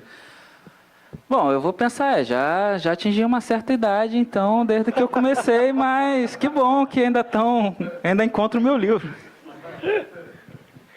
Não, eu vivi uma experiência maravilhosa. Eu tenho um livrinho, acho que nós falamos desse livrinho, um livrinho fora de mercado, que eu fui fazer uma brincadeira com o Joca Terron, e eu fiz um livro que, assim, eu estava pensando no Brasil naquele momento, pensava assim, o Brasil é um grande faroeste. Então eu escrevi um livro que chama-se Faroestes. Eu adoro esse livro, porque ele tem um projeto gráfico muito bonito, eu nunca reeditei. E nós fizemos de farra, fizemos 1000 exemplares. Fomos lançar em Porto Alegre, Brasília, Curitiba, São Paulo, Belo Horizonte, fizemos uma onda. E você precisou ir para todos esses lugares para vender 1000 livros só? Não, não vendeu 1000 livros. Eu tenho Não vendeu? Não, imagine. Aí aconteceu uma coisa curiosa, o livro foi lido pelas revistas, Veja, Isto É, etc., foi criticado, aí todo mundo queria o livro, só que não tinha, então virou um livro cult. É assim que a gente vira cult. Aí, um dia, eu estou na tal estante virtual, e tem o livro lá por R$250, bicho. Eu falei, uau, eu tenho uns 10 livros aqui em casa, eu vou resolver essa parada, eu vou concorrer com a... E aí era autografado. E aí eu disse, eu quero ver quem é o infiel que vendeu o livro. E era um livro autografado por um querido amigo meu, que por sinal tinha resenhado o livro, que é o Chico Sá. E aí o Chico Sá estava andando... Então, antes de falar... E aí ele me contou, por isso que eu digo que a vida é cheia de anedotas, né? O Chico me contou a história, o Chico falou, não, antes que você pense, minha história é a seguinte... Eu estive com uma mulher aí, pouco recomendável, vivi um tempo com ela. e ela vendia os meus livros para comprar pó. Então ela vendeu seu livro, cara. É esse o problema. Então eu estou tentando recuperar os livros. Então é o seguinte, eu achei já curioso, falei que ótimo isso, já gerou. Agora eu acho que não. Eu acho que o sebo, ao entrar no sebo, a empáfia de muitos escritores diminui. Ou causam situações maravilhosas. Nós estávamos num sebo com o Rubem Fonseca no Rio, e ele com aquele boné, aquele óculos, né, que chama mais atenção do que... E aí nós estávamos no sebo e uma amiga mexicana minha, estava procurando um determinado livro, aproveitou e virou-se para o homem do sebo e na frente do Rubem Fonseca disse: você tem livros do Rubem Fonseca? O homem disse: sabe que não, cara, não para, porque depois que ele morreu, e ele estava... Então, esse tipo de coisa eu adoro, bicho. Eu acho que o sebo é o lugar. Que delícia encontrar um livro no sebo. Hoje até perdeu um pouco a graça, porque a estante virtual resolveu esse problema, né? Qualquer livro você arruma. Mas era uma delícia entrar num sebo atrás de um determinado livro. Havia até aquela coisa de você encontrar um tesouro, né? Eu gosto. Bicho, não me sentiria jamais diminuído ou coisa parecida. Não acho que é o destino de todos nós. Um sebo, eu acho legal também. O sebo, um amigo meu que também é escritor, ele falou, eu realmente acredito. Concordo. Porque você faz 1000 exemplares.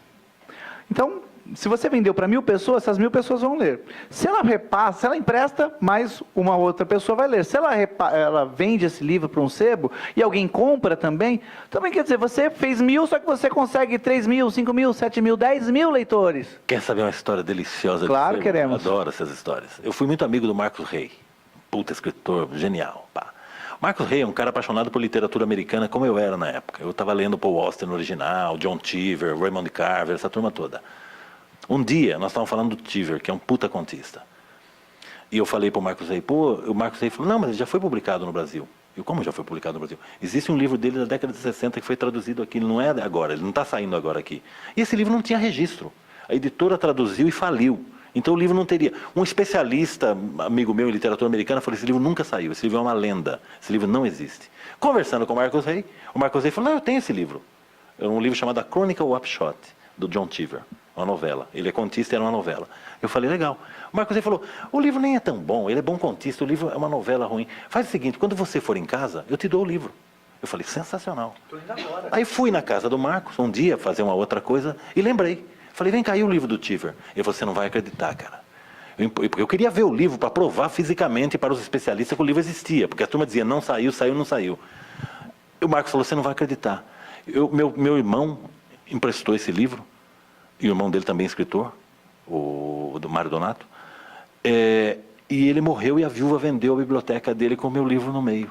Então eu chegava perto do livro, e um dia tinha um cara que tinha um sebo ali na Correia Dias, no Paraíso. Era um cara que ele não tinha livro que ele não conseguisse. Ele morava numa casa, a casa era cheia de livros, tudo empilhado, você tinha que batalhar. E um dia eu falei do Cheever de brincadeira para ele. Eu falei para ele assim: eu estou procurando esse livro, eu pago quanto você quiser. Ele falou: legal. Um dia ele me ligou, falou: achei seu livro. Eu falei: então não deixa ninguém chegar perto, não mexa. Eu estava viajando, eu falei: olha, eu ia viajar para a Alemanha. Ele falou assim para mim, ainda ele fez chantagem. Ele falou: se aparecer alguém interessado, você sabe, eu sou comerciante, né? Eu falei: não, ninguém vai se interessar pelo livro do Cheever, só eu, é fetiche. Não, vou mandar um menino te levar aí, e cobrou R$500. Eu falei: beleza. Eu abri o livro, era o exemplar do Marcos Rey. Então, meus amigos... Então era o único que tinha, inclusive. Então, meus amigos, é disso que estamos falando. E o livro é uma merda mesmo. Tem a impressão que foi ele mesmo que fez, ele que forjou o livro. Genial. Não, o livro sensacional. O escritor é sensacional. Você já achou algum teu em sebo? Já, principalmente Com dedicatória? Não, tava lacrado. Mas era edição da Planeta, que a edição da Planeta ela virou de colecionador, porque foram feitos 5.000 exemplares naquela época e só, não vão existir mais. E é uma edição que ela é curiosa porque se você virar, eles esqueceram o código de barra do livro. Então é um livro sem código de barras que é numa edição que só existem 5.000, então virou objeto de colecionador nesse sentido. Vale quanto na estante virtual? É isso que eu ia perguntar. Pois é, né? Na estante virtual, ainda mais autografado, né? Busca ali que você pode ganhar dinheirinho. Vendedora de pó. Né? Vamos lá. Alguém tem pergunta? Então, volta para mim. Vou parar de perguntar se alguém tem pergunta. Aí, se alguém tiver, levanta que eu faço, tá bom? Senão vou ficar chato. Vamos lá. Direitos autorais. Cara, o escritor ganha 10% do preço de capa, fora o Paulo Coelho. ele recebe de tempos em tempos, então não se vive de literatura, a não ser que você tenha vendas em escala muito grandes. Eu não tenho nenhuma preocupação com o direito autoral, eu não vivo disso, né? Você acha pouco? É complicado, né? Porque é um processo, o escritor, que é o que criou a coisa, é o que fica com a menor parcela, né? Na verdade, a livraria ganha bastante, a editora, enfim. Não, na verdade, a livraria ganha quase 50%, né? Mas O tem uma Dracon coisa, não, tem um manja disso. aspecto interessante, assim, tudo isso seria irrelevante se nós tivéssemos um parque de leitores de, sei lá, 100 mil leitores, 200 mil leitores, isso aí desaparece, mas não é verdade. A coisa se torna dramática. Eu acredito assim, que são pouquíssimos os escritores que vivem efetivamente de literatura. Eu vejo, por exemplo, o Luiz Rufato, que é um grande escritor. O Rufato vive hoje da escrita, mas não é da escrita, ele vive de palestra, feira, ele vai, ele canta e dança, ele faz canto e dança, não tem o que, né? Enfim, então eu não me preocupo com direitos autorais, não, eu até ganhei dinheiro com literatura, porque eu vendi uma vez os direitos de um livro para o cinema muito bem vendido. O cara queria, eu pedi uma nota alta, ele tirou o talão de cheque do bolso. Como é que funciona esse de cinema? Você fala um valor e aí ele paga esse valor ou é porcentagem? É o mercado do interesse, por exemplo. Se você pega o romance de um escritor iniciante, você vai filmar, os caras compram por R$5.000. Se você quer comprar os direitos do livro do Roger Soares, ele vai pedir 500 pau para você. Então depende da... Por quê? Porque nisso está embutida a possibilidade de público. Evidentemente, se você tem um livro que vendeu, digamos, 2 milhões de exemplares, significa que tem 2 milhões de potenciais interessados no filme. Se o seu livro vendeu 15 só para a família do cara, filme de arte lá para o Unibanco e fim de papo. O Divergente, que é agora o grande sucesso, né, do público jovem da literatura fantástica, os direitos foram vendidos por US$5 milhões. Os direitos do livro só, sem contar todo o processo. E foi vendido quando a autora ainda estava para escrever o segundo livro, sem comprar os direitos da trilogia. E o que você acha? Direitos autorais, o que você pode dizer? Então, a minha experiência é diferente, porque exatamente como eu vim de uma geração que já vê a literatura de uma outra maneira, o mercado de literatura de outra maneira, e aí a gente tem canais de acesso direto, é uma coisa completamente diferente nesse sentido. E aí eu vivo de direitos autorais. Então, para mim, os direitos autorais são importantes, é por isso que eu tenho as deadlines, como eu te falei, eu estou um mês atrasado do original que eu já deveria ter entregado para a Rocco. Mas também eles têm uma parte de culpa nisso, mas tudo bem. Mas, de qualquer maneira, eu sei que faltam 2 capítulos para eu terminar o livro. Então, eu sei que até o fim do mês eu consigo terminar esse livro. Mas é uma coisa eu sei que eu tenho que fazer todos os dias o meu trabalho ali, eu tenho que sentar e fazer, porque eu vivo disso. Se eu falhar, eu não vou viver disso. E, como eu te falei, antes eu tinha uma situação como escritor, que era no escritor iniciante, na Planeta, ali na Leia, que eu não poderia viver exatamente disso. Só que aí, a Leia criou o box do Submarino. Quando ela fez isso, por isso que eu tenho um carinho muito grande, porque o Submarino mudou a minha vida. Porque aquele box do Submarino, ele ficou 1 ano como o livro mais desejado, e o item mais desejado do Submarino. Então ele atingiu o primeiro lugar e ficou lá até hoje. Se você entrar no Submarino hoje, se for em literatura nacional, o box do Dragon Jet é o livro mais vendido até hoje, está lá na frente. E com esse box, as minhas vendas saltaram. Era um processo parecido com o que acontecia com o Marçal nas vendas de escola. O livro já saía vendido, já sai vendido da editora. Então, às vezes, se eles pedem, sei lá, me manda 10 mil boxes para eu vender aqui. Na verdade, são 30 mil livros que estão saindo vendidos. E vendi, porque não parava, porque ele pegou... O Submarino, ele consegue fazer essas coisas, né? Ele pegava o preço de um livro, custa R$ 44,90, ele colocava os 3 livros do box a R$ 60, R$ 70. Então, a parcela de público que vivia de mesada, que tinha dificuldade de comprar os 3 livros, passou a se alimentar daquilo. E aí, foi assim que meus números cresceram, e hoje em dia, quando eu fui para a Rocco, foi uma das maiores negociações do mercado editorial atualmente. Por isso que eu te falei que me permitiu parar de ser editor, permitiu de me projetar a minha vida, porque eu vivia de direitos autorais, mas o escritor você nunca sabe quanto você vai receber. De 4 em 4 meses, tem escritores que recebem 2 vezes por ano, só de 6 em 6. Imagina como é que você projeta a sua vida assim. Mas aí com a negociação que eu fiz, eu posso projetar minha vida nos 6 anos, basicamente, aí sem precisar, só com direitos autorais, então eu posso dedicar às outras Diferente áreas. da realidade dos outros escritores. Você conseguiu, ano a ano, com todas as coisas que você fez, mas hoje é a realidade diferente de outros escritores. É bem difícil. Vamos lá, então, já que você está com a palavra e você está falando sobre o preço do box, eu queria perguntar preço do livro, geral. Certo. É aquilo que a gente estava conversando sobre os 10% do autor, é verdade. Então, assim, imagina, se o teu livro custa R$40, você recebe R$4 cada livro vendido. Então, a gente tem que vender milhares de exemplares para poder viver disso realmente. Tanto que o Vianco, ele até, numa das palestras que a gente fez, ele até brincou quando perguntaram disso pra gente também. Ele até falou, imagina isso, você tem R$40, aí você ganha R$4 por livro. Então, cada vez que a minha mulher vai no cabeleireiro, eu fico pensando, meu Deus, 100 livros, né? Essa brincadeira, cada vez que ele vai lá passar o débito. Faz sentido. Agora, quando a gente vai para o outro lado, senta lá do lado de editor, aí a gente vê que realmente, para a editora, ela também não fica com uma parte tão maior do que o autor, quando você tira toda a parte de revisão, distribuição, capista. É muita coisa que tem que pagar.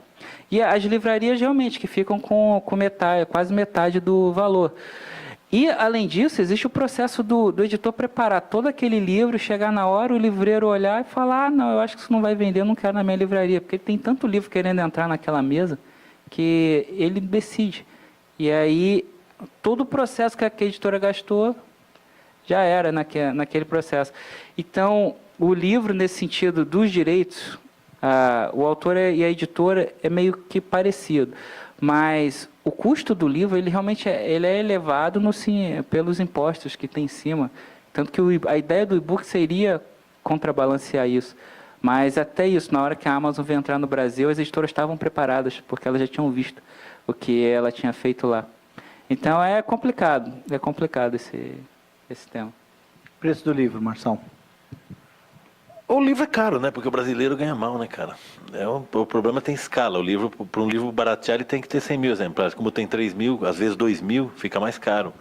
Embora eu sempre achei o seguinte, o fato de você não ter grana não te impede de ser leitor. Então aí os sebos e as bibliotecas. Eu vivi a minha vida inteira, eu sempre fui pobre. Imagine, não tem essa história. Então eu sempre li, eu dei um jeito, eu não adoro poder comprar livro, nunca me senti com culpa, falar, pô, estou comprando livro. Não, eu acho que faz parte da minha vida, a minha experiência de vida passa pelo livro. Mas efetivamente o livro é caro para os padrões do brasileiro. Vem cá, R$40, bicho. Você pagar R$40 num livro, você não pode comprar um livro por semana, cara. Quem tem R$40 para gastar num livro por semana, sabe? Então, nesse sentido, é complexo. Então, também afasta o leitor. Embora eu volte a dizer, aquele cara que gosta de ler, ele rouba livro na livraria, na biblioteca, sei lá. Eu encontrei um menino outro dia, eu devia ter pego o telefone do menino, né? Porque ele é um personagem, eu poderia entrevistá-lo. Ele rouba livro de livraria, ele lê com cuidado de botar luva mesmo, para não... E ele devolve o livro depois. Genial, não é? Nossa, isso saiu na imprensa há pouco tempo. Me mandaram uma reportagem em Salvador, se eu não me engano, prenderam um menino na livraria, exatamente porque ele tinha roubado 3 livros e mais uns cadernos, alguma coisa, e um dos livros era o Fio de Prata, meu livro, Reconstruindo Sandman. E aí até me enviaram sobre isso, eu até passei para a lei, né, para um caso desse. Eu conheço umas pessoas que fazem assim, elas vão até a livraria, leem na livraria, marcam o número da página, depois voltam outro dia. Você também? Aí conversa com ele, ó. Por isso que não pode ter cadeira em livraria. E tiraram, cada vez tiram mais. Tinha aquelas poltronas, o cara percebeu que é um café. Lia tudo ali. Isso que como eu vinha de origem pobre, eu não tinha dinheiro realmente, que nem o Marçal falou, como é que você vai pagar 40, 50 reais toda semana? E aí, então, eu fui tentar trabalhar na Saraiva. Só que aí a Saraiva lá do Shopping Tijuca não me aceitou. Então, passei a trabalhar de graça. Eu ia para a livraria todo dia, aí ajudava a limpar os livros e tal, e montava a mesa, montava tudo e tal. Eu só não usava o computador porque eu não tinha senha, senão... Que eu conhecia a livraria mais que todo mundo. Então, às vezes, chegava um cliente e perguntava, tem, sei lá, o Caçador de Pipa, que era um dos livros grandes da época. Aí o vendedor, tem, mas eu quero ficar pensando, eu já vinha, não, tem sim, vem aqui, levava a pessoa lá e a gente debatia sobre as coisas. Eu vivia, só que aí o bom de você trabalhar de graça é que pelo menos você faz o seu horário, você sai a hora que você quer, vai quando quer também, ninguém te cobra. E fazia isso, marcava a página todos os dias e voltava lá e continuava de onde eu parei. Por isso que quando depois o Dragões foi ficar mais conhecido, o Dragões de Éter, ele foi palestrar para os livreiros, e aí chegou o dia que era na livraria lá, e a gente fez a palestra no canto onde eu me sentava, ali para ler. E eu conversei com os livreiros sobre isso, e aí eu até pedi para eles, eu falei para eles, olha, então, depois de ouvir toda a minha história, de a ligação que eu tive aqui com vocês, eu queria pedir para, se um dia vocês encontrarem um garotinho, vindo todos os dias aqui, ler o Dragões de Éter, mesmo que ele marque as páginas, ele não compre o livro, mas ele venha todo dia, eu queria pedir para vocês, não incomodem ele, não. E aí eu pedi para eles, deixa a magia entrar no coração desse menino, porque um dia ele pode estar aqui. Marçal, literatura de modismo. Não sei o que é. Quando lança-se um livro que faz muito sucesso, aí outros vêm da vem um mesma monte, temática. mas tem no cinema, até na farmácia tem isso, né? Sai uma coisa, já sai outra em seguida. Eu pessoalmente acho loucura isso, porque o público não é bobo. O público não é porque tem um filme espírita que você faz 20 filmes espírita, não funciona assim, né? E a velha história, o mercado, apesar de tudo, ele é insondável. Ele é insondável, você não sabe qual é o próximo vampiro que vai matar a pau aí. Sabe, não tem, são apostas. E as coisas, às vezes, surgem da forma mais... Desculpa, são o quê? Hã? São o quê? Ah, eu entendi umas Apostas. Eu entendi umas bostas. Não, são apostas. Juro pra vocês. São apostas, desculpa. São apostas. Porque você não tem como prever com segurança. Eu não posso pegar um livro seu e dizer, claro, você tem um público já, mas não é possível afirmar, vai vender isso, vai vender aquilo. Pode acontecer, pode dar zebra, sabe? Então, o maravilhoso disso é que o escritor tem que escrever o que ele quer. Não pode ser até modismo, não é porque o livro está dando certo que o outro vai dar. E o público é sábio nesse sentido. Ele não cai nessa história, ele não tem essa preguiça, porque isso é uma preguiça também editorial, né? O cara começa a olhar e fala, qual é a tendência? Tem editoras que eu conheço, claro que por ética eu não vou falar aqui, mas que ela fica esperando, ela fica sondando os sucessos para escrever livros. Por exemplo, Código da Vinci, aí a pessoa vai e escreve lá, desvendando, bem pequenininho, o Código da Vinci. Então, você conhece também, né? Você já viu isso daí demais, né? Isso acontecia. Já passei até por locais assim. Mas é tão bom quando você palestra com um escritor desse nível, cara. Porque, é sério, a gente roda o Brasil todo, a gente palestra com diversos tipos de escritores com pensamentos diferentes, né? E, normalmente, os escritores até da época do Marçal, alguns deles não acompanharam essas mudanças e eles têm pensamentos que são retrógrados e pensamentos que a gente olha e entende, cara, é claro que você não vai vender 100 exemplares se você pensa assim. E aí, esse é um exemplo, assim, não era eu que estava palestrando, era minha esposa nesse dia, mas ela já palestrou com um autor, né, que é até consagrado e tal, mas não vou citar para não queimar o filme do cara, mas... Foi uma palestra que ela destruiu ele nos argumentos, porque ele tinha essa opinião de que chegou um ponto que ele tomou o microfone com uma plateia inteira, ninguém falava com ele, até nas perguntas, só faziam pergunta para ela, porque ele queria explicar a diferença do conto, botar uns negócios no alto-falante, a plateia jovem e tal, só estava querendo conversar de coisas mais animadas, né? E aí... Como estavam perguntando para ela exatamente dos best-sellers, de modismos, ou de estilos, ou de influências, de cultura pop, de tudo, tem uma hora que ele se irritou, ele pediu o microfone, ele perguntou, tá, agora deixa eu entender uma coisa assim. Esses leitores que leem autores que nem você, que nem Thalita Rebouças, aí, que nem esses autores aí da sua geração, você acha que um dia eles vão ter capacidade de ler autores que nem eu? Uau! O cara perguntou isso. Isso. E aí a Carol ela foi perfeita. E ela mostrou para ele que ele dizia que ele pegou uma hora e falou assim, cara, vocês a sua geração se preocupa com mesa de livraria, com marketing de livro. Isso não é literatura, isso não é ser escritor. Ser escritor não é isso. Ser escritor é... Pô, pra você ter uma ideia, eu estou há 1 ano sem conseguir passar de um parágrafo, porque eu não sei o nome ainda do negócio onde bota a hóstia, que o padre bota a hóstia. Aí, como ele não sabia o nome, ele estava há um ano ali, voltando naquele parágrafo e tal. Aí, como ela foi na igreja do lado, ele foi com ela, você vai me salvar? Porque eu vou perguntar para o padre. Cara, é só ir no Google, sabe? Você digitava no celular, você tinha o nome do negócio na nossa geração.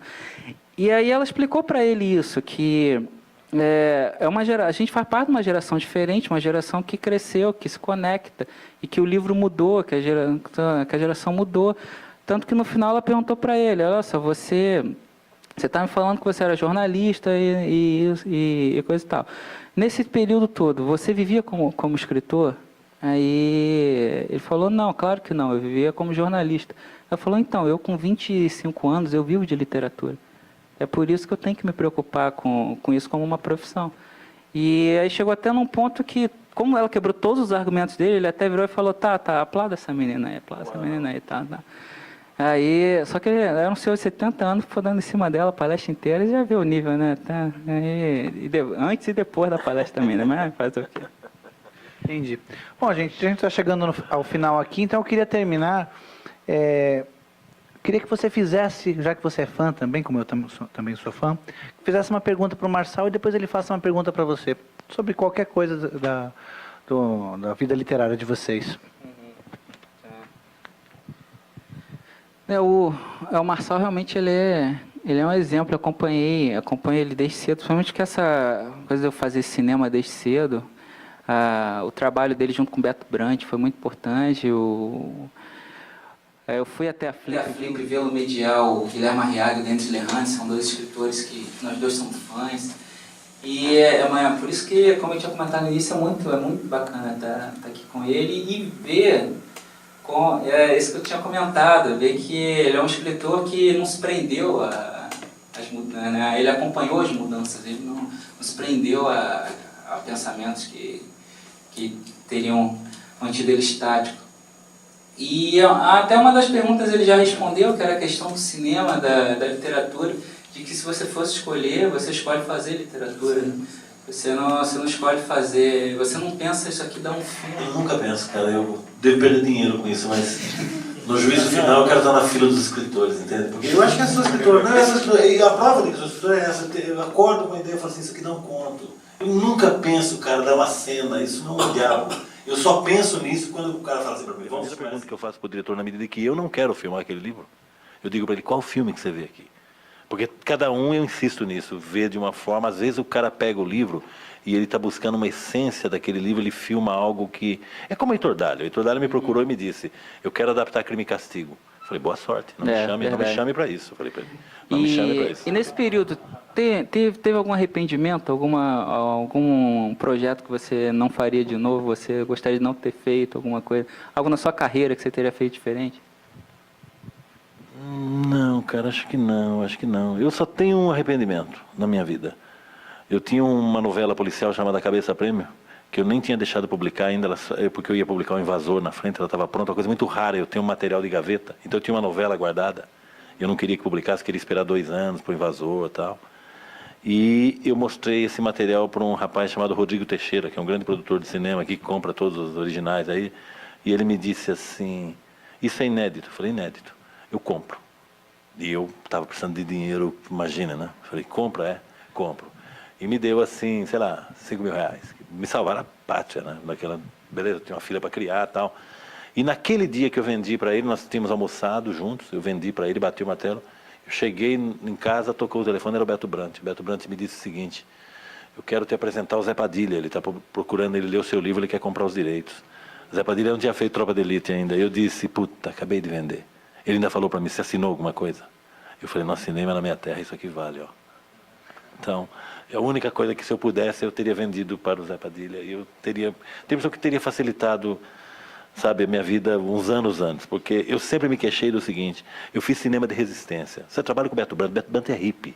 Não tem grana, bicho. É baixo orçamento, a gente é baixo orçamento. Eu falo, a gente vive num estágio tal que o filme brasileiro, quando acaba, não sobe em créditos, sobe em débitos, sabe? É uma coisa impressionante. Então, você faz por paixão isso aí, você faz absolutamente por paixão. Não é por grana.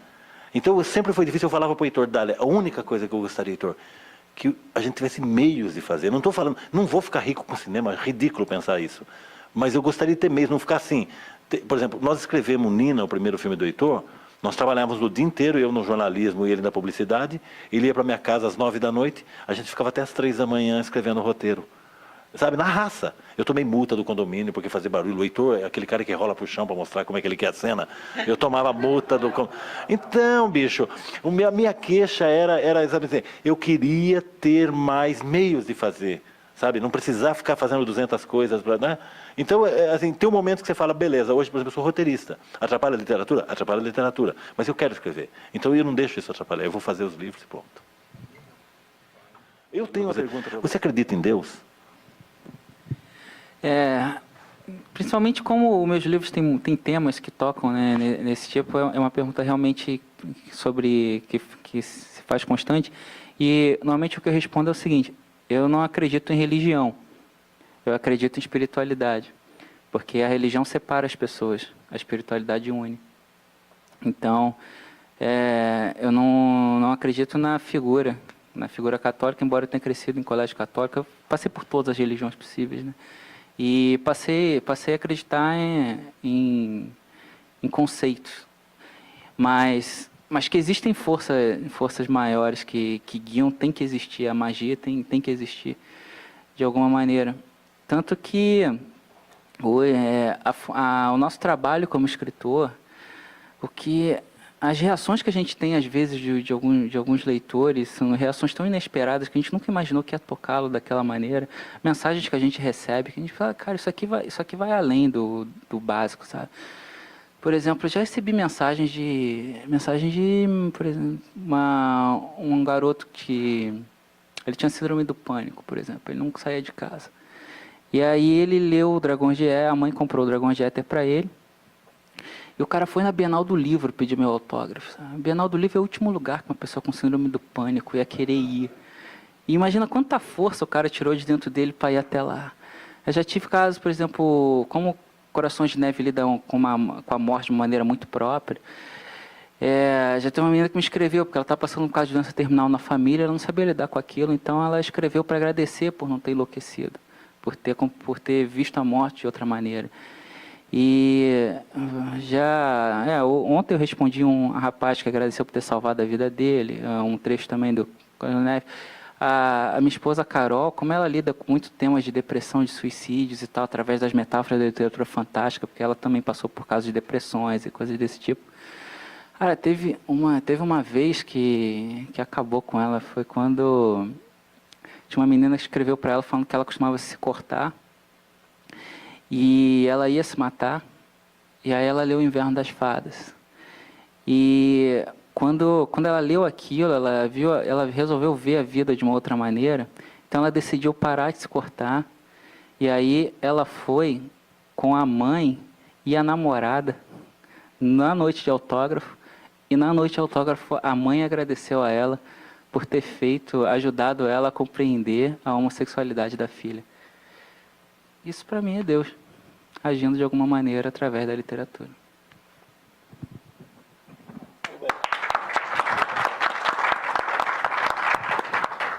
Essas palmas para os nossos convidados, o Marçal, muito obrigado por ter vindo até aqui hoje, um escritor do seu calibre.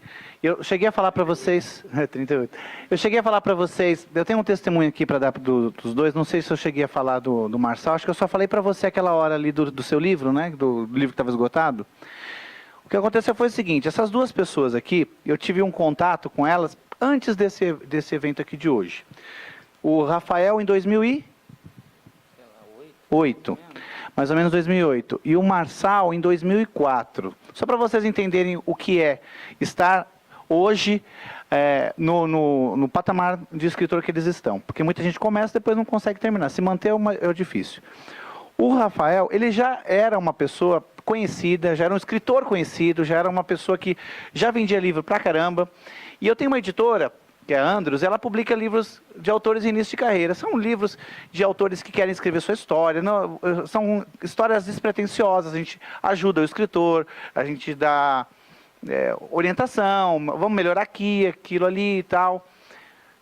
E o Dracon, ele foi convidado para, digamos assim, apadrinhar aqueles escritores, a dar um conto dele para aquela história, sem ganhar nada, só para que aqueles escritores se sentissem bem em ter um padrinho como ele. E ele foi lá, foi ao lançamento, mesmo não sendo aqui de São Paulo, foi ao lançamento e todo mundo se sentiu bem pra caramba. E em ter a sua história publicada ao lado de um escritor do quilate desse rapaz que está aqui do lado. O do Marçal é um pouco mais antigo. Eu fazia faculdade de letras e em 2004 isso. E aí um amigo meu estava louco para ler autores nacionais. Ele descobriu o Marçal. Ele tinha um livro do Marçal que ele estava louco para ler. Mas ele não achava de jeito nenhum esse livro em nenhum lugar, que era justamente esse livro que você falou, né, que virou cult. Ele falou, não, eu vou achar, eu vou conseguir o e-mail desse escritor. E mandou um e-mail para o Marçal. Falou, não acho seu livro em nenhum lugar. Sabe o que o Marçal fez? Eu te mando o livro.